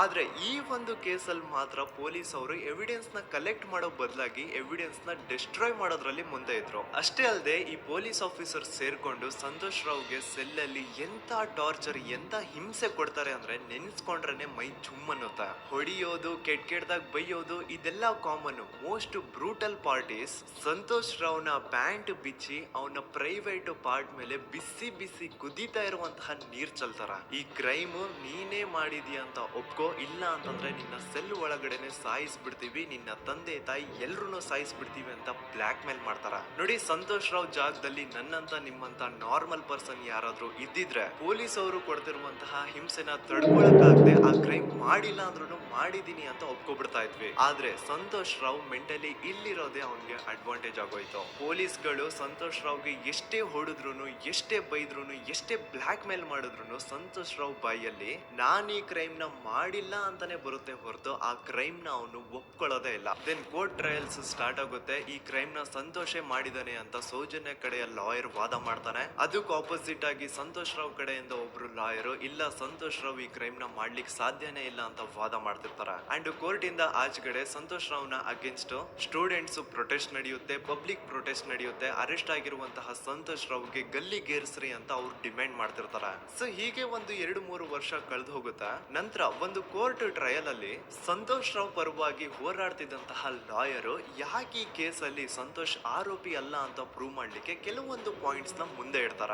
ಅದೇನಂತಂದ್ರೆ, ಮೊದಲನೇದಾಗಿ ಸಂತೋಷ್ ರಾವೇ ಈ ಕ್ರೈಮ್ ನ ಮಾಡಿದಾನೆ ಅಂತ ಒಬ್ರು ಒಂದನ್ನು ಐ ವಿಟ್ನೆಸ್ ಇರಲ್ಲ. ಇನ್ನೊಂದೇನು ಅಂತಂದ್ರೆ, ಯಾವೊಂದು ಕಂಡೀಷನ್ ಅಲ್ಲಿ, ಯಾವೊಂದು ಬ್ರೂಟಲ್ ಕಂಡೀಷನ್ ಅಲ್ಲಿ ಸೌಜನ್ಯನ ಬಾಡಿ ಸಿಕ್ಕಿತ್ತೋ ಅದನ್ನ ಗಮನದಲ್ಲಿಟ್ಕೊಂಡು ಸ್ವಲ್ಪ ಪ್ರಾಕ್ಟಿಕಲ್ ಆಗಿ ಥಿಂಕ್ ಮಾಡಿದ್ರೆ ಆ ಒಂದು ಭೀಕರ ಕ್ರೈಮ್ ನ ಒಬ್ನೇ ಮಾಡ್ಲಿಕ್ಕೆ ಸಾಧ್ಯನೇ ಇಲ್ಲ. ಇನ್ನೊಂದು ಪಾಯಿಂಟ್ ಏನು ಅಂತಂದ್ರೆ, ಸೌಜನ್ಯನ ಇಂದ ಪೊಲೀಸ್ ಅವ್ರಿಗೆ ಯಾವುದೇ ಸ್ಪರ್ಮ್ ಸ್ಯಾಂಪಲ್ ಸಿಗ್ಬಾರ್ದು ಅಂತ 6 ಇಂಚು ಅಷ್ಟು ಮಣ್ಣು ಹಾಕಿರ್ತಾರ. ಸೊ ಈಗ ನೀವೇ ಹೇಳಿ, ಮೆಂಟಲಿ ಇಲ್ಲಿರುವಂತಹ ಪರ್ಸನ್ಗೆ ಇಷ್ಟೊಂದು ಬುದ್ಧಿವಂತಿಕೆ ಇರುತ್ತಾ ಅನ್ಕೊಳ್ಳಿ. ಅಷ್ಟೊಂದು ಬುದ್ಧಿವಂತಿಕೆ ಅವ್ನಿಗಿದ್ರೂನು ಆ ಕ್ರೈಮ್ ಮಾಡಾದ್ಮೇಲೆ ಅವನ ಆ ಊರಿಂದ ಓಡ್ ಹೋಗ್ಬೋದಾಗಿತ್ತು. ಆದ್ರೆ ಮತ್ತ್ಯಾಕೆ ಅವನು ಅದೇ ಊರಲ್ಲೇ ಇರ್ತಾನೆ. ಅಂಡ್ ಸೌಜನ್ಯ ಕೊನೆಯದಾಗಿ ಪ್ರಕೃತಿ ಹಾಸ್ಪಿಟಲ್ ಮುಂದ್ಗಡೆಯಿಂದ ನಡ್ಕೊಂಡು ಹೋಗ್ತಾ ಇರ್ಬೇಕಾದ್ರೆ ಆ ಪ್ರಕೃತಿ ಹಾಸ್ಪಿಟಲ್ ನ ಸೆಕ್ಯೂರಿಟಿ ಗಾರ್ಡ್ ನೋಡ್ತಾನೆ. ಅಂಡ್ ಪ್ರಕೃತಿ ಹಾಸ್ಪಿಟಲ್ ನ ಆಚೆಗಡೆ CCTV ಕ್ಯಾಮರಾನು ಇರುತ್ತೆ. ಸಡನ್ಲಿ ಆ CCTV ಫುಟೇಜ್ ಕೂಡ ಕಾಣೆ ಆಗ್ಬಿಡುತ್ತಾ. ಇನ್ನೊಂದೇನು ಅಂತಂದ್ರೆ, ಸೌಜನ್ಯನ ಮರ್ಡರ್ ಆಗಿದ್ದು ನೆಕ್ಸ್ಟ್ ದಿನಾನೇ ಪೊಲೀಸ್ ಅವರು ಆರೋಪಿನ ಹಿಡಿದ್ರು. ಸೊ ಹಾಗಿದ್ದಾಗ ಆ ಕಲೆಕ್ಟ್ ಮಾಡಿರುವಂತಹ ಸ್ಪರ್ಮ್ ಸ್ಯಾಂಪಲ್ಸ್ ನ ಲ್ಯಾಬ್ ಗೆ ಕಳಿಸಿ ಇವನೇ ಆರೋಪಿ ಅಂತ ಕನ್ಫರ್ಮ್ ಮಾಡೋ ಬದಲಾಗಿ ಯಾಕೆ ಪೊಲೀಸ್ ಅವರು ಆ ಸ್ಪರ್ಮ್ ಸ್ಯಾಂಪಲ್ಸ್ ನ ತಮ್ಮ ಹತ್ರನೇ ಇಟ್ಕೊಂಡು 12 ದಿನವರೆಗೂ ಅದಕ್ಕೆ ಫಂಗಸ್ ಹಿಡಿಯೋವರೆಗೂ ಕಾದು ಆಮೇಲೆ ಅದನ್ನ ಲ್ಯಾಬ್ ಕಳಿಸಿದ್ರು. ಅಂಡ್ ಮೇನ್ ಇಂಪಾರ್ಟೆಂಟ್ ಆಗಿ ಸಂತೋಷ್ ರಾವ್ಗೆ ಒಂದು ಗುಪ್ತ ರೋಗ ಇರುತ್ತೆ, ಅದೇ ಫಿಮೋಸಿಸ್ ಅಂತ. ಈ ಕಾಯಿಲೆ ಏನು ಅಂತ ನಾನು ಈ ವಿಡಿಯೋದಲ್ಲಿ ಡೀಟೇಲ್ಡ್ ಆಗಿ ಎಕ್ಸ್ಪ್ಲೈನ್ ಮಾಡ್ಲಿಕ್ಕೆ ಆಗಲ್ಲ. ಜಸ್ಟ್ ತಿಳ್ಕೊಳ್ಳಿ, ಈ ಒಂದು ಕಾಯಿಲೆ ಇರೋರು ಇಂಟಿಮಸಿ ಮಾಡ್ಲಿಕ್ಕೆ ಆಗಲ್ಲ. ಇನ್ ಕೇಸ್ ಮಾಡಿದ್ರು ಅವರು ಸುಖ ಅಲ್ಲ ನರಕ ಕಾಣ್ತಾರ. ಸೊ ಇಷ್ಟೆಲ್ಲ ವ್ಯಾಲಿಡ್ ಪಾಯಿಂಟ್ಸ್, ಇಷ್ಟೆಲ್ಲ ಫ್ಯಾಕ್ಟ್ಸ್ ಕಣ್ ಮುಂದೆ ಇರ್ಬೇಕಾದ್ರೆ ಸ್ಟಿಲ್ ಪೊಲೀಸ್ ಅವರು ಯಾಕೆ ಈ ಕ್ರೈಮ್ ನ ಸಂತೋಷ್ ರಾವೇ ಮಾಡಿದಾನೆ ಅಂತ ಇವನ್ ಹಿಂದೆ ಬಿದ್ದಿದ್ದಾರೆ. ಯಾಕೆ ಅವರು ಈ ಕ್ರೈಮ್ ಇವನ್ ಬಿಟ್ರೆ ಬೇರೆ ಯಾರಾದ್ರೂ ಮಾಡಿರ್ಬೋದಲ್ಲ ಅಂತ ಆ ಆಂಗಲ್ ಅಲ್ಲಿ ಇನ್ವೆಸ್ಟಿಗೇಷನ್ ಮಾಡ್ತಿಲ್ವಲ್ಲ ಅಂತ ಪೊಲೀಸ್ ಅವರ ಇನ್ವೆಸ್ಟಿಗೇಷನ್ ಮೇಲೆ ಈಗ ಕ್ವಶನ್ ಬರುತ್ತೆ. So after hearing all of this, ಎಲ್ಲರಿಗೂ ಈಗ ಪೊಲೀಸ್ ಅವರ ಇನ್ವೆಸ್ಟಿಗೇಷನ್ ಇನ್ವೆಸ್ಟಿಗೇಷನ್ ಮೇಲೆ ಡೌಟ್ ಬರುತ್ತೆ. ಅಂಡ್ ಈವನ್ ಸೌಜನ್ಯ ಅವ್ರ ಮನೆಯವರು ಕೂಡ ನಿಜವಾದ ಆರೋಪಿ ಸಂತೋಷ್ ಅಲ್ಲ ಅಂತ ತಮ್ಮ ಅಭಿಪ್ರಾಯನ ವ್ಯಕ್ತಪಡಿಸ್ತಾರೆ. ಆಗ ಅಲ್ಲಿವರೆಗೂ ಸಂತೋಷ್ ರಾವ್ನ ಗಲ್ಲಿಗೇರಿಸಿ ಅಂತ ಏನು student protest and public protest ಎಲ್ಲ ನಡೀತಾ ಇತ್ತು, ಈಗ ಅದೆಲ್ಲ ನಿಂತು ಹೋಗಿ ಎಲ್ಲಾ ಹೇಟ್ರೇಟ್ ಪೊಲೀಸ್ ಅವ್ರ ಕಡೆಗೆ ಹೋಗುತ್ತೆ. ಪೊಲೀಸ್ ಅವರು ಈ ಕೇಸಲ್ಲಿ ಕರಪ್ಟ್ ಆಗಿದ್ದಾರೆ, ಪೊಲೀಸ್ ಅವರೇ ಸತ್ಯ ಮುಚ್ಚಿಡ್ಲಿಕ್ಕೆ ಟ್ರೈ ಮಾಡ್ತಿದ್ದಾರೆ. ಹಾಗಾಗಿ ಈ ಕೇಸ್ನ ಇನ್ಮುಂದೆ ಪೊಲೀಸ್ ಅವರಲ್ಲದೆ ಸಿಬಿಐ ಅವರು ಇನ್ವೆಸ್ಟಿಗೇಷನ್ ಮಾಡಬೇಕು, ಈ ಕೇಸ್ನ ಸಿಬಿಐ ಒಪ್ಸಿ ಅಂತ ಅಗೇನ್ ಪ್ರೊಟೆಸ್ಟ್ ಗಳು ಸ್ಟಾರ್ಟ್ ಆಗ್ತವೆ. ಸೊ ಧರ್ಮಸ್ಥಳದಲ್ಲಿ ಇಷ್ಟೊಂದು ಹೋರಾಟಗಳಾಗ್ತಿದಾವೆ, ಒಬ್ಳು ಹುಡುಗಿ ಜೊತೆ ಇಷ್ಟೊಂದು ಅನ್ಯಾಯ ಆಗಿದೆ, ಆದ್ರೂ ಸಹ ಧರ್ಮಾಧಿಕಾರಿ ಏನು ಮಾತೇ ಆಡ್ತಿಲ್ವಲ್ಲ ಈ ಹುಡುಗಿ ಬಗ್ಗೆ ಅಂತ ಜನರು ಪ್ರಶ್ನೆ ಮಾಡಿದಾಗ, ಆಗ ಧರ್ಮಾಧಿಕಾರಿನೂ ಜನರು ಮುಂದೆ ಬಂದ್ಬಿಟ್ಟು ಈ ಕೇಸ್ನ ಸಿಬಿಐ ಒಪ್ಸಿ ಅಂತ ಹೋರಾಟ ಮಾಡ್ತಾರ. ನಂತರ ಈ ಒಂದು ಕೇಸು ಪೊಲೀಸ್ ಅವರಿಂದ ಸಿಬಿಐ ಕೈಗೆ ಹೋಗುತ್ತೆ. ಸಿಬಿಐ ಕೈಗೆ ಹೋಗಿದ ತಕ್ಷಣ ಇಲ್ಲೇನು ಸತ್ಯ ಹೊರಗ್ ಬಂದಿಲ್ಲ. ಆ ಸಿಬಿಐ ಅವರು 3-4 ವರ್ಷ ಟೈಮ್ ತಗೊಂಡು ಮತ್ತೆ ಈ ಒಂದು ಕೇಸ್ನ ಇನ್ವೆಸ್ಟಿಗೇಷನ್ ಮಾಡ್ತಾರ. ಆದ್ರೆ ಅಲ್ಲೇನು ಇನ್ವೆಸ್ಟಿಗೇಷನ್ ಮಾಡ್ಲಿಕ್ಕೆ ಉಳ್ದೇ ಇರಲ್ಲ. ಆ ಪೊಲೀಸ್ ಅವರು ಅವ್ರ ಕೈಯಲ್ಲಿ ಈ ಕೇಸು ಇದ್ದಷ್ಟು ದಿನ ಎಷ್ಟಾಗುತ್ತೋ ಅಷ್ಟು ಎವಿಡೆನ್ಸ್ ನ ಡೆಸ್ಟ್ರಾಯ್ ಮಾಡ್ಬಿಟ್ಟಿರ್ತಾರ. ಸೊ ಹಾಗಾಗಿ ಅಲ್ಲಿ ಸಿಬಿಐ ಅವ್ರಿಗೆ ಇನ್ವೆಸ್ಟಿಗೇಷನ್ ಮಾಡ್ಲಿಕ್ಕೆ ಏನ್ ಉಳ್ದೇ ಇರಲ್ಲ. ಆದ್ರೂ ಸ್ಟಿಲ್ ಅವರು 3-4 ಇಯರ್ಸ್ ಟೈಮ್ ತಗೊಂಡು ನಂತರ ಫೈನಲಿ ಒಂದು ರಿಪೋರ್ಟ್ ನ ಕೋರ್ಟ್ ಗೆ ಸಬ್ಮಿಟ್ ಮಾಡ್ತಾರ. ಅಂಡ್ ಸಿಬಿಐ ಅವರು ಕೋರ್ಟ್ ಗೆ ಸಬ್ಮಿಟ್ ಮಾಡಿರುವಂತಹ ಆ ಒಂದು ರಿಪೋರ್ಟ್ ಅಲ್ಲಿ ಏನಿತ್ತು ಅಂದ್ರೆ, ಸಿಬಿಐ ಇನ್ವೆಸ್ಟಿಗೇಷನ್ ಕನ್ಫರ್ಮ್ಸ್ ದಟ್ ಈ ಒಂದು ಕ್ರೈಮ್ ನ ಸಂತೋಷ್ ರಾವ್ ಮಾಡಿದಾನೆ ಅಂತ. ಆದ್ರೆ ಐರೋನಿ ಈಸ್ ಇದೇ ಒಂದು ರಿಪೋರ್ಟ್ ಅಲ್ಲಿ ಇವ್ರು ಏನ್ ಹೇಳ್ತಾರೆ ಅಂದ್ರೆ, ಅವ್ರಿಗೆ ಯಾವುದೇ ತರ ಎವಿಡೆನ್ಸ್ ಸಿಕ್ಕಿಲ್ಲ ಅಂತ. ಯಾಕಂದ್ರೆ ಈ ಸೌಜನ್ಯ ಕೇಸು ಪೊಲೀಸ್ ಅವ್ರ ಕೈಯಲ್ಲಿ ಇದ್ದಾಗ ಪೊಲೀಸ್ ಅವರು ತಮ್ಮ ನಿರ್ಲಕ್ಷ್ಯದಿಂದ ಎಲ್ಲಾ ಎವಿಡೆನ್ಸ್ ನ ಕಳ್ಕೊಂಡ್ಬಿಟ್ಟಿರ್ತಾರ. ಅಂತದ್ರಲ್ಲಿ ಯಾವ ಒಂದು ಆಧಾರದ ಮೇಲೆ ಇವರು ಸಂತೋಷ್ ರಾವ್ ಈ ಕ್ರೈಮ್ ನ ಮಾಡಿದ್ದಾರೆ ಅಂತ ಕ್ವಶನ್ ಮಾಡಿದಾಗ ಸಿಬಿಐ ಅವ್ರ ಕಡೆಯಿಂದ ನೋ ಆನ್ಸರ್. ನೋಡಿ, ಮೊದ್ಲು ಈ ಒಂದು ಕೇಸ್ ನ ಪೊಲೀಸ್ ಅವರು ಇನ್ವೆಸ್ಟಿಗೇಷನ್ ಮಾಡಿ ನಂತರ ಈ ಒಂದು ಕೇಸು ಸಿಬಿಐ ಅವ್ರ ಕೈಗೆ ಹೋಗಿ ಅವರು 3-4 ವರ್ಷ ಟೈಮ್ ತಗೊಂಡು ಇನ್ವೆಸ್ಟಿಗೇಷನ್ ಮಾಡಿ ದೆನ್ ಫೈನಲ್ ರಿಪೋರ್ಟ್ ನ ಕೋರ್ಟ್ ಗೆ ಸಬ್ಮಿಟ್ ಮಾಡೋಷ್ಟ್ರಲ್ಲಿ ಸುಮಾರು 5-6 ವರ್ಷ ಕಳೆದು ಹೋಗಿರುತ್ತೆ. ಅಂಡ್ ಸ್ಟಿಲ್ ಈ ಒಂದು ಕೇಸಲ್ಲಿ ಏನು ಕನ್ಕ್ಲೂಷನ್ ಸಿಕ್ಕಿರಲ್ಲ. ಎವ್ರಿ ಇಯರ್ ಸೌಜನ್ಯನ ಬರ್ತ್ಡೇ ಇದ್ದಾಗ ಅಥವಾ ತಿಥಿ ಇದ್ದಾಗ ಅವಳನ್ನ ನೆನೆಸ್ಕೊಂಡು ಅವಳ ಹೆಸರಲ್ಲಿ public protest and student protest ನಡೀತಾನೆ ಇರ್ತವೆ. ಸೊ ಒಂದು ದಿನ ಈ ಒಂದು ಪ್ರೊಟೆಸ್ಟ್ ಗಳ ನ್ಯೂಸ್ ಗಿರೀಶ್ ಮುಟ್ಟಣ್ಣನವರ ಗಮನಕ್ಕೆ ಬರುತ್ತೆ. ಯಾರೀ ಗಿರೀಶ್ ಮುಟ್ಟಣ್ಣನವರ್ ಅಂದ್ರೆ, ಇವರು very honest X police man. ನೀವು ನಂಬಲ್ಲ, ಇವ್ರು ಪೊಲೀಸ್ ಆಫೀಸರ್ ಇದ್ದಾಗ ಪಬ್ಲಿಕ್ ಅಲ್ಲಿ ಒಬ್ಬ MLA ಹೊಡೆದಿರ್ತಾರ. ಅಷ್ಟೇ ಅಲ್ಲ, ಪೊಲೀಸ್ ಡಿಪಾರ್ಟ್ಮೆಂಟ್ ಅಲ್ಲಿ ಕರಪ್ಷನ್ ಇದೆ, ಕರಪ್ಷನ್ ಇದ್ದಿದ್ ಕಡೆ ನಾನ್ ಇರಲ್ಲ ಅಂತ ಹೇಳ್ಬಿಟ್ಟು ತಮ್ಮ ಪೊಲೀಸ್ ಡ್ಯೂಟಿನ ಬಿಟ್ಬಿಟ್ಟು ಈಗ ಸಮಾಜದಲ್ಲಿ ಏನೇ ಅನ್ಯಾಯ ಆಗಿದ್ರು ಅದ್ರ ಅಗೇನ್ಸ್ಟ್ ವಾಯ್ಸ್ ರೈಸ್ ಮಾಡ್ತಿದಾರ. ಸೊ ಈ ಗಿರೀಶ್ ಮುಟ್ಟಣ್ಣನವರಿಗೆ ಸೌಜನ್ಯ ಕೇಸ್ ಬಗ್ಗೆ ಗೊತ್ತಾದಾಗ ಅವ್ರಿಗೆ ಈ ಕೇಸು ತುಂಬಾನೇ ಕಾಡುತ್ತೆ. ಅಲ್ಲ, ಇಷ್ಟೊಂದು ವರ್ಷಗಳಾಗೋಯ್ತು ಆ ಹುಡುಗಿ ಜೊತೆ ಅನ್ಯಾಯ ಆಗಿ, ಸ್ಟಿಲ್ ಈ ಒಂದು ಕೇಸ್ ನ ಕನ್ಕ್ಲೂಷನ್ ಸಿಕ್ತಿಲ್ವಲ್ಲ, ಏನ್ ನಡೀತಿದೆ ಧರ್ಮಸ್ಥಳದಲ್ಲಿ ಅರ್ಥ ಆಗ್ತಿಲ್ವಲ್ಲ ಅಂತ ಈ ಗಿರೀಶ್ ಅವರು ತಮ್ಮ ಹಳೆ ಪೊಲೀಸ್ ಕಾಂಟ್ಯಾಕ್ಟ್ಸ್ ನ ಯೂಸ್ ಮಾಡ್ಕೊಂಡು ಆ ಸೌಜನ್ಯ ಕೇಸ್ ಫೈಲ್ ನ ಒಂದು ಕಾಪಿನ ತಮ್ಮ ಹತ್ರ ತರಿಸ್ಕೋತಾರ. ಆ ಒಂದು ಕೇಸ್ ಫೈಲ್ ಅಲ್ಲಿ ಸೌಜನ್ಯ ಬಗ್ಗೆ ಅಷ್ಟೇ ಅಲ್ಲದೆ ಸಂತೋಷ್ ರಾವ್ ಬಗ್ಗೆನೂ ಇನ್ಫಾರ್ಮೇಶನ್ ಇರುತ್ತೆ. ಅಂಡ್ ಗಿರೀಶ್ ಅವರು ಸಂತೋಷ್ ಬಗ್ಗೆ ಇರುವಂತಹ ಇನ್ಫಾರ್ಮೇಶನ್ ನೋಡ್ತಾ ಇರ್ಬೇಕಾದ್ರೆ ಅವರು ಒಂದು ವಿಷಯನ ನೋಟಿಸ್ ಮಾಡ್ತಾರ. ಅದೇನಂತಂದ್ರೆ, ಪೊಲೀಸ್ ಅವರು ಸಂತೋಷ್ ರಾವ್ನ ಬರೀ ಸೌಜನ್ಯ ಕೇಸಲ್ಲಿ ಒಂದೇ ಫಿಟ್ ಮಾಡಿರಲ್ಲ, ಸೌಜನ್ಯ ಸಾಯೋಕ್ಕಿಂತ 20 ದಿನ ಹಿಂದೆ ಧರ್ಮಸ್ಥಳದಲ್ಲೇ ನಡೆದಿರುವಂತಹ ಒಂದು ಕ್ರೈಮ್ ಅಲ್ಲಿನೂ ಸಹ ಸಂತೋಷ್ ರಾವೇ ಆರೋಪಿ ಅಂತ ಮೆನ್ಷನ್ ಮಾಡಿರ್ತಾರ. ಸೊ ಸೌಜನ್ಯ ಕೇಸ್ ಬಿಟ್ಟು ಆ ಇನ್ನೊಂದು ಕೇಸ್ ಯಾವ್ದು, ಅದಕ್ಕೂ ಸಂತೋಷ್ಗೂ ಏನ್ ಸಂಬಂಧ, ಅದ್ರಲ್ಲಿ ಯಾಕೆ ಸಂತೋಷ್ನ ಪೊಲೀಸ್ ಅವರು ಫಿಟ್ ಮಾಡಿದ್ರು ಅಂತ ಪ್ರತಿಯೊಂದು ಹೇಳ್ತೀನಿ. ಆದ್ರೆ ನಾನಿಲ್ಲಿ ಯಾರ್ದು ರಿಯಲ್ ನೇಮ್ಸ್ ನ ಬಳಸಲ್ಲ. ಯಾಕಂದ್ರೆ ಮುಂದೆ ಕೇಸಲ್ಲಿ ತುಂಬಾ ದೊಡ್ಡ ಪವರ್ಫುಲ್ ವ್ಯಕ್ತಿಗಳ ಹೆಸರುಗಳು ಬರ್ತವೆ. ಅಂಡ್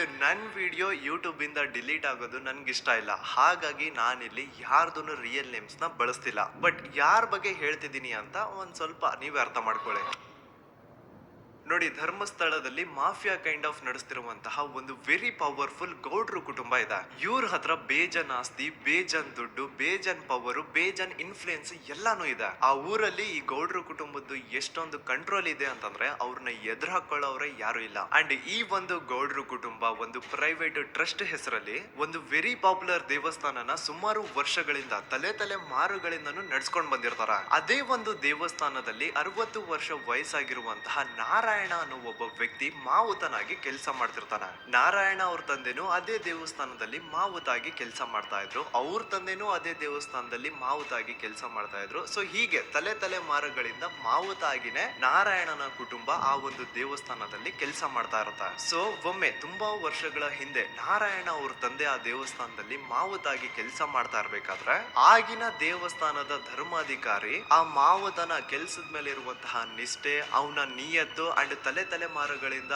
ಅವರು ದೇವಸ್ಥಾನಕ್ಕೆ ಸಲ್ಲಿಸ್ತಿರುವಂತಹ ಸೇವೆನ ಮೆಚ್ಚಿ ಆ ಧರ್ಮಾಧಿಕಾರಿ ಆ ನಾರಾಯಣ ಅವ್ರ ತಂದೆ ಆ ಮಾವುತನಿಗೆ ಒಂದು ಜಮೀನ ಕೊಡ್ತಾರೆ ಆಸ್ ಎ ಗಿಫ್ಟ್ ಆಗಿ. ಸೊ ಈಗ ಫ್ಲಾಶ್ ಬ್ಯಾಕ್ ಇಂದ ಒಂದ್ ಸ್ವಲ್ಪ ಮುಂದೆ ಬರುವ 2010-11ರಲ್ಲಿ ಯಾವೊಂದು ಜಮೀನ ಆಗಿನ ಧರ್ಮಾಧಿಕಾರಿ ನಾರಾಯಣ ಅವ್ರ ತಂದೆಗೆ ಆಸ್ ಎ ಗಿಫ್ಟ್ ಆಗಿ ಕೊಟ್ಟಿದ್ರು, ಈಗ ನಾರಾಯಣ ಅವ್ರ ತಂದೆ ಸತ್ ಹೋಗಿ ಆ ಒಂದು ಜಮೀನು ನಾರಾಯಣ ಹೆಸರಿಗೆ ಆಗಿರುತ್ತೆ. ಅಂಡ್ ಆಗಷ್ಟೇ ಗೊತ್ತಾಗುತ್ತೆ ಆ ಜಮೀನ ವೆರಿ ಆಪೋಸಿಟ್ ಒಂದು ದೊಡ್ಡ ಹೈವೇ ಬರ್ತಿದೆ ಅಂಡ್ ಅದರಿಂದ ಜಮೀನ ರೇಟು 10 ಪಟ್ಟು ಜಾಸ್ತಿ ಆಗುತ್ತೆ ಅಂತ. ಸೊ ಈ ವಿಷಯ ಗೊತ್ತಾಗಿ ನೋಡಿ, ದಾನ ಮಾಡದಂತಹ ಧರ್ಮಾಧಿಕಾರಿ ಅಂತೂ ಸತ್ ಹೋದ್ರು, ಆದ್ರೆ ಅವ್ರ ಮುಂದಿನ ಪೀಳಿಗೆ ಅವ್ರಿಗೆ ಈ ಜಮೀನ್ ಮೇಲೆ ಕಣ್ಬಿದ್ದು ನಾರಾಯಣ ಅವ್ರ ಹತ್ರ ಆ ಜಾಗನ ವಾಪಸ್ ಕೇಳ್ತಾರ. ಆದ್ರೆ ನಾರಾಯಣ ಕೊಡಲ್ಲ. ಇಲ್ಲ, ನಾನ್ ಯಾಕೆ ಕೊಡ್ಲಿ, ನಮ್ ತಂದೆಯಿಂದ ಸಿಕ್ಕಿರುವಂತಹ ಜಮೀನ್ ಇದು, ನಮ್ ತಂದೆಯ ಕೊನೆ ಗುರುತು ಇದು ನನ್ನ ಹತ್ರ ಇರೋದು, ಸೊ ಇದನ್ನ ನಾನ್ ಯಾವ್ದೇ ಕಾರಣಕ್ಕೂ ಬಿಟ್ಕೊಡಲ್ಲ ಅಂತ ಆ ಗೌಡ್ರು ಕುಟುಂಬನ ನಾರಾಯಣ ಎದುರು ಹಾಕೋತಾರ. ಆಗ ಗೌಡ್ರು ಕುಟುಂಬದವ್ರಿಗೆ ಕೋಪ ಬಂದು ಅವ್ರೇನ್ ಮಾಡ್ತಾರೆ ಅಂದ್ರೆ, ನಾರಾಯಣ ಮನೆಗೆ ನೀರಿನ ಸಪ್ಲೈ ಇರುತ್ತಲ್ವಾ ಅದನ್ನ ಬಂದ್ ಮಾಡ್ತಾರ, ಎಲೆಕ್ಟ್ರಿಸಿಟಿ ಸಪ್ಲೈನು ಕಟ್ ಆಫ್ ಮಾಡ್ತಾರ, ಊರಲ್ಲಿ ಇರುವಂತಹ ಎಲ್ಲಾ ಚರಂಡಿಗಳನ್ನ ಕ್ಲೀನ್ ಮಾಡಿ ಆ ಕಸ ಏನಿರುತ್ತೋ ಅದನ್ನ ತಂದು ನಾರಾಯಣ ಮನೆ ಮುಂದೆ ಹಾಕ್ತಾರ. ಇಷ್ಟೇ ಅಲ್ಲ, ನಾರಾಯಣ ಅವ್ರ ಹೆಂಡತಿ ಮಕ್ಕಳು ಎಲ್ಲಾದ್ರೂ ಆಚೆ ಹೋಗ್ತಾ ಬರ್ತಾ ಇದ್ರೆ ಅವ್ರನ್ನ ಕೆಟ್ಟದಾಗ ಬೈಯೋದು, ಹೊಡ್ಕೊಳ್ಳೋದು, ಬಡ್ಕೊಳ್ಳೋದೆಲ್ಲ ಮಾಡ್ತಿರ್ತಾರ. ಇಷ್ಟೆಲ್ಲ ಆಗ್ತಾ ಇದ್ರು ಸ್ಟಿಲ್ ನಾರಾಯಣ ಮಾತ್ರ ಆ ಜಾಗನ ಬಿಟ್ಕೊಡಲ್ಲ. ಆ ಜಾಗದಗೋಸ್ಕರ ನೀನ್ ಬೇಕಿದ್ರೆ ಇದನ್ನೆಲ್ಲ ಸಹಿಸ್ಕೊಂಡಿರಪ್ಪ, ನಮ್ ಕೈಲಂತೂ ಆಗಲ್ಲ ಅಂತ ನಾರಾಯಣನ ಹೆಂಡತಿ ಮಕ್ಕಳು ಅವನ್ನ ಬಿಟ್ಟು ಬೇರೆ ಊರಿಗೆ ಹೋಗ್ಬಿಡ್ತಾರ. ಈಗ ಮನೆಯಲ್ಲಿ ನಾರಾಯಣ ಅಂಡ್ 45 ವರ್ಷ ವಯಸ್ಸಿರುವಂತಹ ನಾರಾಯಣ ಅವ್ರ ತಂಗಿ ಯಮುನಾ ಅವ್ರು ಮಾತ್ರ ಇಬ್ರೇ ಇರ್ತಾ ಇದ್ರು. ಸೊ ಒಂದೊಳ್ಳೆ ಅವಕಾಶ ನೋಡ್ಕೊಂಡು 21 ಸೆಪ್ಟೆಂಬರ್ 2012 ಮನೆಯಲ್ಲಿ ನಾರಾಯಣ ಹಾಗೂ ಯಮುನಾ ಇರ್ಬೇಕಾದ್ರೆ ಯಾರೋ ಮನೆ ಒಳಗಡೆ ನುಗ್ಗಿ ನಾರಾಯಣನ್ಗೆ ಹೊಡೆದು ಯಮುನಾಗೂ ಸಹ ಹೊಡೆದು ನಂತರ ಅವಳು ಮಾಡಿ ದೆನ್ ನಾರಾಯಣ ಹಾಗೂ ಯಮುನನ ತಲೆನ ಒಂದು ರುಬ್ಬಗುಂಡಿಂದ ಚಚ್ಚಿ ಸಾಯಿಸ್ಬಿಡ್ತಾರ. ಈ ಕೊಲೆ ಆಗಿದ್ದು ಕಳ್ಳತನಗೋಸ್ಕರ ಅಂತ ಪೊಲೀಸ್ ಅವರು ತಮ್ಮ ರಿಪೋರ್ಟ್ ಅಲ್ಲಿ ಬರೀತಾರ. ಆದ್ರೆ ಪಾಯಿಂಟ್ ಏನ್ ಗೊತ್ತಾ, ಆ ಮನೇಲಿ ಒಂದ್ ಸ್ವಲ್ಪನೂ ಹಣ ಆಗ್ಲಿ ಅಥವಾ ಬಂಗಾರ ಆಗ್ಲಿ ಕಳ್ಳತನ ಆಗಿರಲ್ಲ. ಕಳ್ಳತನ ಆಗಿರೋದು ಕೇವಲ ಆ ಮೇನ್ ರೋಡ್ ಅಲ್ಲಿ ಇದ್ದಂತಹ ಪ್ರಾಪರ್ಟಿ ಪೇಪರ್ಸ್.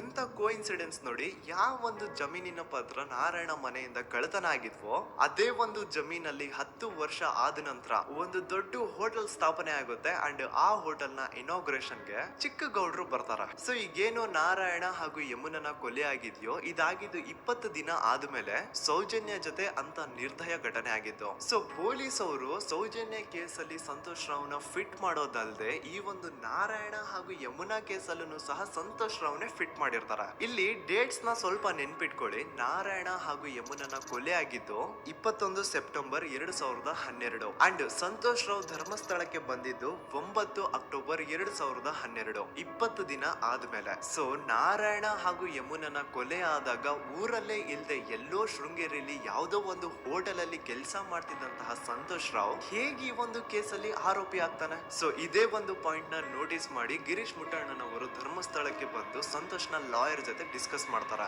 ದೆನ್ ಫೈನಲಿ ಏನೋ ತಪ್ಪು ಮಾಡದೆ ಸುಳ್ಳು ಆರೋಪಗಳಿಂದ ಕರಪ್ಟ್ ಪೊಲೀಸ್ ಆಫೀಸರ್ಸ್ ನ ಮಿಸ್ಲೀಡಿಂಗ್ ಇನ್ವೆಸ್ಟಿಗೇಷನ್ ಇಂದ ಸಂತೋಷ್ ರಾವ್ ತನ್ನ ಜೀವನದ 8-10 ವರ್ಷನ ಜೈಲಲ್ಲಿ ಕಳೆದು ಫೈನಲಿ ರಿಲೀಸ್ ಆಗ್ತಾನೆ.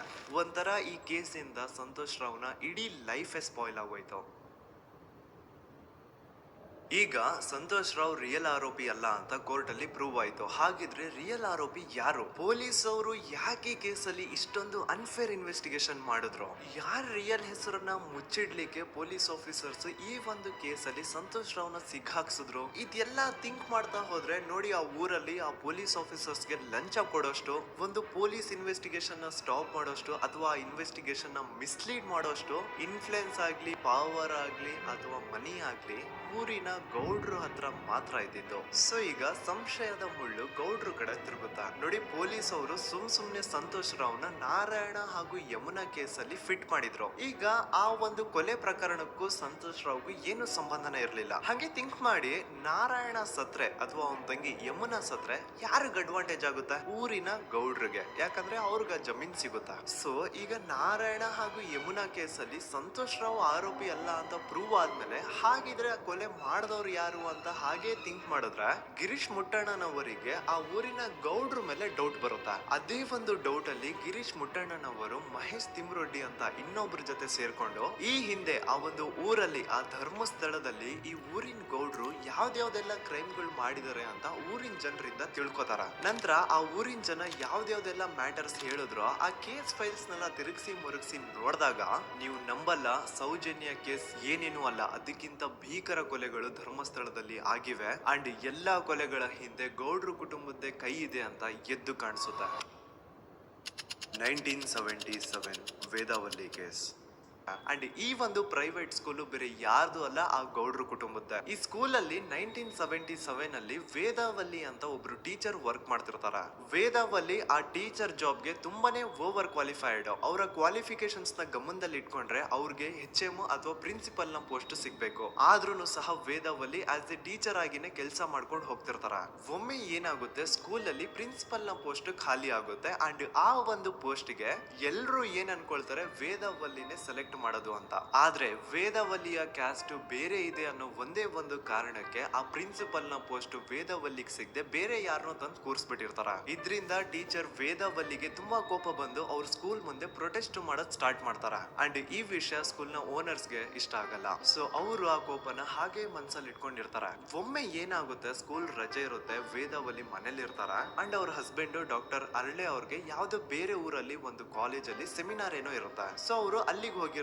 ಈಗ ಮನೇಲಿ ಇರೋದು ವೇದಾವಲ್ಲಿ ಒಂದೇ. ಇದೇ ಒಂದು ಅವಕಾಶನ ನೋಡ್ಕೊಂಡು ಯಾರೋ ವೇದಾವಲ್ಲಿ ಅವ್ರ ಮನೆಗ್ ನುಗ್ಗಿ ವೇದಾವಲ್ಲಿಗೆ ಹೊಡೆದು ನಂತರ ಅವ್ರನ್ನ ಜೀವಂತವಾಗಿ ಸುಟ್ಬಿಡ್ತಾರ. ಸ್ವಲ್ಪ ಹೊತ್ತು ನಂತರ ರಾತ್ರಿ ಆಗ್ತಿದ್ದಂಗೆ ಡಾಕ್ಟರ್ ಅರಳೆ ಅವರು ಮನೆಗೆ ವಾಪಸ್ ಬರ್ತಾರೆ. ಅಂಡ್ ಮನೆ ಒಳಗಡೆ ಬಂದ್ ನೋಡಿದ್ರೆ ವೇದಾವಲ್ಲಿ ಅವರು ಸತ್ ಹೋಗಿ ಅವರ ಬಾಡಿ ಸುಟ್ಟು ಹೋಗಿ ನೆಲದ ಮೇಲೆ ಬಿದ್ದಿದೆ. ಹೆಂಡತಿನ ಕಳ್ಕೊಂಡಿರುವಂತಹ ದುಃಖನ ಸೈಡ್ಗೆ ಇಟ್ಟು ಡಾಕ್ಟರ್ ಅರಳೆ ಅವರು ಮೊದ್ಲು ಪೊಲೀಸ್ ಸ್ಟೇಷನ್ ಹೋಗ್ಬಿಟ್ಟು, ನಮ್ ಮನೆಗೆ ನಾನು ಇಲ್ದೇ ಇರುವಂತಹ ಸಮಯನ ನೋಡ್ಕೊಂಡು ಯಾರೋ ಮನೆ ಒಳಗಡೆ ನುಗ್ಗಿ ನನ್ನ ಹೆಂಡತಿನ ಹೊಡೆದು ನಂತರ ಅವಳನ್ನ ತುಂಬಾ ಭೀಕರವಾಗಿ ಸಾಯಿಸಿದರೆ ಅಂತ ಪೊಲೀಸ್ ಅವ್ರಿಗೆ ರಿಪೋರ್ಟ್ ಕೊಡಕ್ ಹೋದ್ರೆ, ಅಲ್ಲಿ ಪೊಲೀಸ್ ಅವರು ಉಲ್ಟಾ ಡಾಕ್ಟರ್ ಅರಳೆ ಮೇಲೆನೆ FIR ಬರ್ದು, ನೀನೇ ನಿನ್ ಹೆಂಡತಿನ ಸಾಯಿಸಿದ್ಯಾ, ನಾಟಕ ಮಾಡ್ಬೇಡ ಅಂತ ಅವ್ರನ್ನೇ ಅರೆಸ್ಟ್ ಮಾಡ್ಬಿಡ್ತಾರ. ನಂತರ 2-3 ವರ್ಷ ಜೈಲಲ್ಲೇ ಇದ್ದು ಡಾಕ್ಟರ್ ಅರಳೆ ಅವರು ತಮ್ಮ ಫ್ರೆಂಡ್ಸ್ ಅಂಡ್ ಫ್ಯಾಮಿಲಿ ಮೂಲಕ ಎವಿಡೆನ್ಸ್ ನೆಲ್ಲ ಕಲೆಕ್ಟ್ ಮಾಡಿಸಿ ತಾನ ಕೊಲೆನ ಮಾಡಿಲ್ಲ, ತಾನ್ ತನ್ನ ಹೆಂಡತಿನ ಸಾಯಿಸಿಲ್ಲ ಅಂತ ಕೋರ್ಟ್ ಅಲ್ಲಿ ಪ್ರೂವ್ ಮಾಡ್ಕೊಂಡು ಜೈಲಿಂದ ರಿಲೀಸ್ ಆಗ್ತಾರ. ಸೊ ಈಗ ಡಾಕ್ಟರ್ ಅರಳೆ ಅವರು ಈ ಒಂದು ಕ್ರೈಮ್ ನ ಮಾಡಿಲ್ಲ ಅಂತಂದ್ರೆ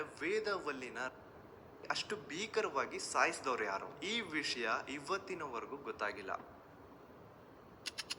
1986 ಅಲ್ಲಿ ನಡೆದಂತಹ ಪದ್ಮಲತಾ ಕೇಸ್. ಪದ್ಮಲತಾ ಅವ್ರ ತಂದೆ ಕಮ್ಯುನಿಸ್ಟ್ ಪಾರ್ಟಿನ ಲೀಡರ್ ಇರ್ತಾರೆ. ಅವ್ರ ರಿಯಲ್ ನೇಮ್ ಏನು ಅಂತ ನಮಗ್ ಗೊತ್ತಾಗಿಲ್ಲ, ಬಟ್ ಈ ವಿಡಿಯೋದಲ್ಲಿ ಅವ್ರ ಹೆಸರು ಲಕ್ಷ್ಮಣ್ ಅಂತ ಅನ್ಕೊಳ್ಳಿ. ಸೊ ಕಮ್ಯುನಿಸ್ಟ್ ಪಾರ್ಟಿನ ಲೀಡರ್ ಇರುವಂತಹ ಲಕ್ಷ್ಮಣ್ ಅವ್ರಿಗೆ ಊರಲ್ಲಿ ತುಂಬಾನೇ ಸಪೋರ್ಟ್ ಇರುತ್ತೆ. ಊರಿನ ಜನರ ಫೇವ್ರೇಟ್ ಇರ್ತಾರೆ ಇವರು. ಅಂಡ್ ಅದೇ ವರ್ಷ ಅಂದ್ರೆ 1986 ಅಲ್ಲಿ ಪಂಚಾಯತ್ ಎಲೆಕ್ಷನ್ ಬೇರೆ ಇರುತ್ತೆ. ಅಂಡ್ ಎಲ್ರಿಗೂ ಗೊತ್ತಿತ್ತು ಲಕ್ಷ್ಮಣೆ ಗೆಲ್ಲೋದು ಅಂತ. ಆ ಪಂಚಾಯತ್ ಎಲೆಕ್ಷನ್ ಅಲ್ಲಿ ಲಕ್ಷ್ಮಣ್ಣ ಆಪೋಸಿಟ್ ಗೌಡ್ರಿಗೆ ತುಂಬಾ ಬೇಕಾಗಿರೋರು ಒಬ್ರು ನಿಂತಿರ್ತಾರ. ಅಂಡ್ ಅವ್ರಿಗೂ ಗೊತ್ತಿತ್ತು ಎಲೆಕ್ಷನ್ ಏನಾದ್ರು ಆದ್ರೆ ಲಕ್ಷ್ಮಣ ಎಲೆಕ್ಷನ್ ಅಲ್ಲಿ ಗೆಲ್ಲೋದು ಅಂತ. ಸೊ ಎಲ್ಲಿ ಸೋತೋಗ್ಬಿಡ್ತೀವೋ ಅನ್ನೋ ಭಯಕ್ಕೆ ಆ ಗೌಡ್ರು ಕಡೆ ಅವ್ರು ಏನ್ ಮಾಡ್ತಾರೆ, ಲಕ್ಷ್ಮಣ್ಣ ಅಪ್ರೋಚ್ ಮಾಡಿ ಮುಚ್ಕೊಂಡು ಈ ಪಂಚಾಯತ್ ಎಲೆಕ್ಷನ್ ಅಲ್ಲಿ ನಿನ್ ನಾಮಿನೇಷನ್ ನ ಕ್ಯಾನ್ಸಲ್ ಮಾಡು ಅಂತ ವಾರ್ನಿಂಗ್ ಕೊಡ್ತಾರ.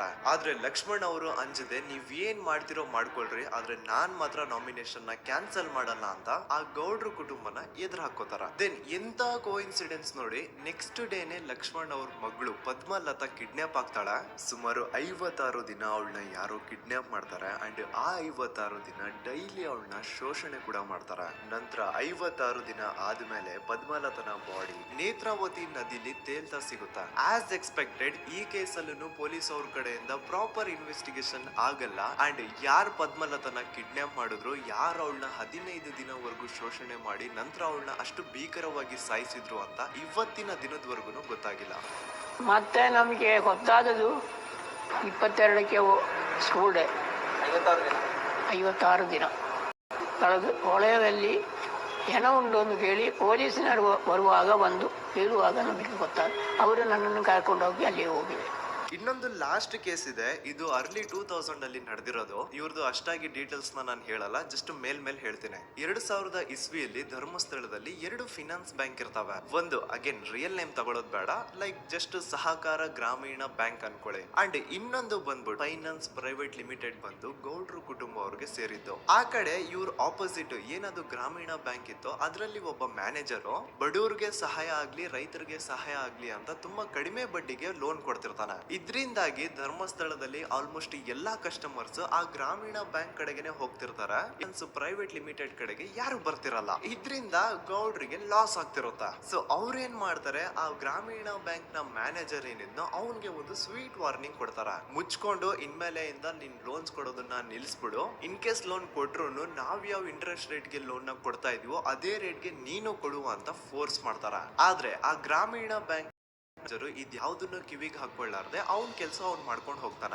ದೆನ್ ಸಡನ್ಲಿ ಒಂದು ದಿನ ಬ್ಯಾಂಕ್ ಮ್ಯಾನೇಜರ್ ನ ಹೆಂಡತಿನ ಮನೆ ಒಳಗಡೆನೆ ನುಗ್ಗಿ ಯಾರು ಮಾಡಿ ತುಂಬಾ ಭೀಕರವಾಗಿ ಸಾಯಿಸ್ಬಿಡ್ತಾರ. ಇದ್ರ ರಿಗಾರ್ಡಿಂಗ್ ಆ ಬ್ಯಾಂಕ್ ಮ್ಯಾನೇಜರ್ ಪೊಲೀಸ್ ಸ್ಟೇಷನ್ ಅಲ್ಲಿ ಕಂಪ್ಲೇಂಟ್ ಕೊಡಕ್ ಹೋದ್ರೆ ಪೊಲೀಸ್ ಅವರು ಉಲ್ಟಾ ಬ್ಯಾಂಕ್ ಮ್ಯಾನೇಜರ್ ಹೆಸರಲ್ಲೇ FIR ಬರ್ದು ನೀನೇ ನಿನ್ ಹೆಂಡತಿನ ಸಾಯಿಸಿದ್ಯಾ ಅಂತ ಅವನ್ನೇ ಅರೆಸ್ಟ್ ಮಾಡ್ಬಿಡ್ತಾರ. ನಂತರ ಒಂದ್ 2-3 ವರ್ಷ ಆ ಬ್ಯಾಂಕ್ ಮ್ಯಾನೇಜರ್ ಜೈಲಲ್ಲಿ ಇರ್ತಾನೆ. ಅದಾದ್ಮೇಲೆ ಅವನ ಕ್ರೈಮ್ ನ ಮಾಡಿಲ್ಲ ಅಂತ ಕೋರ್ಟ್ ಅಲ್ಲಿ ಪ್ರೂವ್ ಆಗುತ್ತೆ. ಆದ್ರೆ ರಿಯಲ್ ಕ್ರೈಮ್ ಮಾಡಿದವರು ಯಾರು ಅಂತ still it's A question mark. And ಇನ್ನೊಂದು ನಾರಾಯಣ ಅಂಡ್ ಯಮುನಾ ಕೇಸ್ ಬಗ್ಗೆ ಅಂತೂ ನಾನು ಆಗ್ಲೇ ನಿಮ್ಗೆ ಎಕ್ಸ್ಪ್ಲೇನ್ ಮಾಡಿದೆ. ಸೊ ಎಂತ ಕೋಇನ್ಸಿಡೆಂಟ್ಸ್ ಗಳು ನೋಡಿ, ಯಾರೆಲ್ಲ ಆ ಧರ್ಮಸ್ಥಳದಲ್ಲಿ ಗೌಡ್ರು ಕುಟುಂಬನ ಎದುರಾಕೊಂಡಿದಾರೋ ಅವ್ರ ಜೀವನದಲ್ಲಿ ಏನೋ ಒಂದು ತುಂಬಾ ದೊಡ್ಡ ದುರಂತ ನಡೆದು ಹೋಗುತ್ತಾ. ಅಂಡ್ ಸರ್ಪ್ರೈಸಿಂಗ್ಲಿ ಅವ್ರ ಕೇಸಲ್ಲಿ ಪೊಲೀಸ್ ಅವ್ರ ಕಡೆಯಿಂದ ಪ್ರಾಪರ್ ಇನ್ವೆಸ್ಟಿಗೇಷನ್ ಆಗಲ್ಲ. ಅಂಡ್ ಯಾರ ಕ್ರೈಮ್ ನ ಮಾಡಿದ್ರು ಅಂತ ಯಾವತ್ತೂ ಹೊರಗ್ ಬರೋದೇ ಇಲ್ಲ. ಸೊ ಈ ಗೌಡ್ರು ಕುಟುಂಬದವರು ಧರ್ಮಸ್ಥಳದಲ್ಲಿ ಬೇಜನ್ ಕರ್ಮಕಾಂಡಗಳನ್ನ ಮಾಡಿದ್ದಾರೆ. ಅಂಡ್ ಅವ್ರ ಪವರ್ ಅಂಡ್ ಅವ್ರಿಗಿರುವಂತಹ ಇನ್ಫ್ಲೂಯೆನ್ಸ್ ಇಂದ ಆ ಎಲ್ಲಾ ಕೇಸ್ ನ ಮುಚ್ಚಾಕಿದ್ದಾರೆ ಅಂತ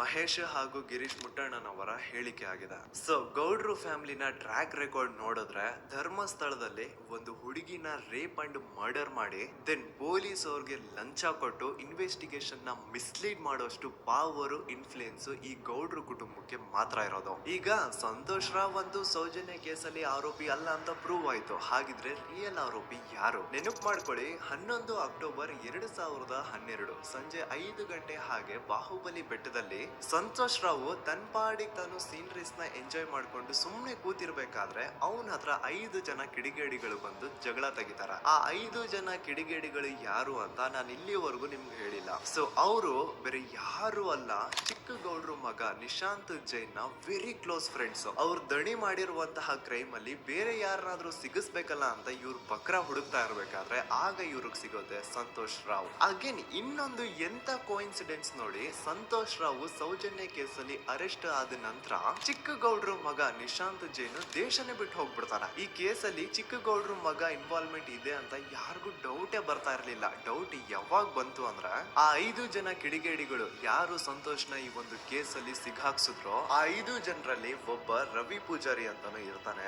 ಅವನ್ಗೆ ತಾನು ತಪ್ಪು ಮಾಡಿದೀನಿ ಅಂತ ಗಿಲ್ಟ್ ಕಾಡುತ್ತೋ ಅಥವಾ ಬೇರೆ ಏನೋ ಗೊತ್ತಿಲ್ಲ, ಆದ್ರೆ ಅವನೇ ಸ್ವತಃ ಪೊಲೀಸ್ ಅವ್ರ ಹತ್ರ ಹೋಗ್ಬಿಟ್ಟು ಸೌಜನ್ಯ ಕೇಸಲ್ಲಿ ನಿಜವಾದ ಆರೋಪಿ ಸಂತೋಷ್ ಅಲ್ಲ ಕಂಡ್ರು, ಅವನ್ನ ಸುಮ್ನೆ ಸಿಗಾಕ್ಸಿರೋದಷ್ಟೇ, ನಿಜವಾದ ಆರೋಪಿಗಳು ಚಿಕ್ಕ ಗೌಡ್ರು ಮಗ ನಿಶಾಂತ್ ಜೈನ್ ಅಂಡ್ ಅವನ್ ಫ್ರೆಂಡ್ಸ್ ಸೂರಜ್, ಕಿರಣ್ ಅಂಡ್ ಕಣ್ಮಣಿ ಅಂತ. ಈ ಎಲ್ಲಾ ವಿಷಯನ ರವಿ ಪೂಜಾರಿ ಪೊಲೀಸ್ ಅವ್ರಿಗೆ ತಿಳಿಸ್ತಾನೆ. ಅಗೇನ್ ಎಂತ ಒಂದು ಕೋಇನ್ಸಿಡೆನ್ಸ್ ನೋಡಿ, ಈ ವಿಷಯಗಳನ್ನ ಊರಿನ ಜನರು ಮುಂದೆ ಹೇಳಿದಂತಹ ರವಿ ಪೂಜಾರಿ ಆಕಸ್ಮಿಕವಾಗಿ ಸತ್ ಹೋಗ್ಬಿಡ್ತಾನೆ. ಇವನು ಹೇಳಿದ್ದು ನಿಜ ಅಂತ ಜನರಿಗೆ ಯಾವಾಗ ಕನ್ಫರ್ಮ್ ಆಗುತ್ತೆ ಅಂದ್ರೆ ಸೌಜನ್ಯಗೆ ತುಂಬಾ ಹತ್ರವಾದವ್ರು ಒಬ್ರು ಯಶೋಧ ಅನ್ನೋರು ಕೋರ್ಟ್ ಅಲ್ಲಿ ಬಂದ್ಬಿಟ್ಟು ಸೌಜನ್ಯ ಕೊಲೆ ಆಗಿದ್ದ ದಿನ ಆ ಒಂದು ಸ್ಪಾಟ್ ಅಲ್ಲಿ ನಾನ್ ಈ 3 ಜನರನ್ನ ನೋಡಿದ್ದೆ ಅಂತ ಸಾಕ್ಷಿ ಹೇಳ್ತಾರೆ. ಈಗ ಎಲ್ಲಾ ಡಾಟ್ಸ್ ನ ಕನೆಕ್ಟ್ ಮಾಡ್ತಾ ಹೋದ್ರೆ ಸೌಜನ್ಯ ಕೇಸ್ ಒಂದೇ ಅಲ್ಲ, ನಾರಾಯಣ ಹಾಗೂ ಯಮುನಾ ಕೇಸಲ್ಲೂ, ವೇದವಲ್ಲಿ ಕೇಸಲ್ಲೂ, ಆ ಬ್ಯಾಂಕ್ ಮ್ಯಾನೇಜರ್ ನ ಕೇಸಲ್ಲೂ ಹಾಗೂ ಪದ್ಮಲತಾ ಕೇಸಲ್ಲೂ ಸೀದಾ ಡೈರೆಕ್ಟ್ ಡೌಟ್ ಬರೋದೆ ಊರಿನ ಗೌಡ್ರ ಮೇಲೆ. I really want to appreciate Kudla rampage YouTube channel, third eye YouTube channel,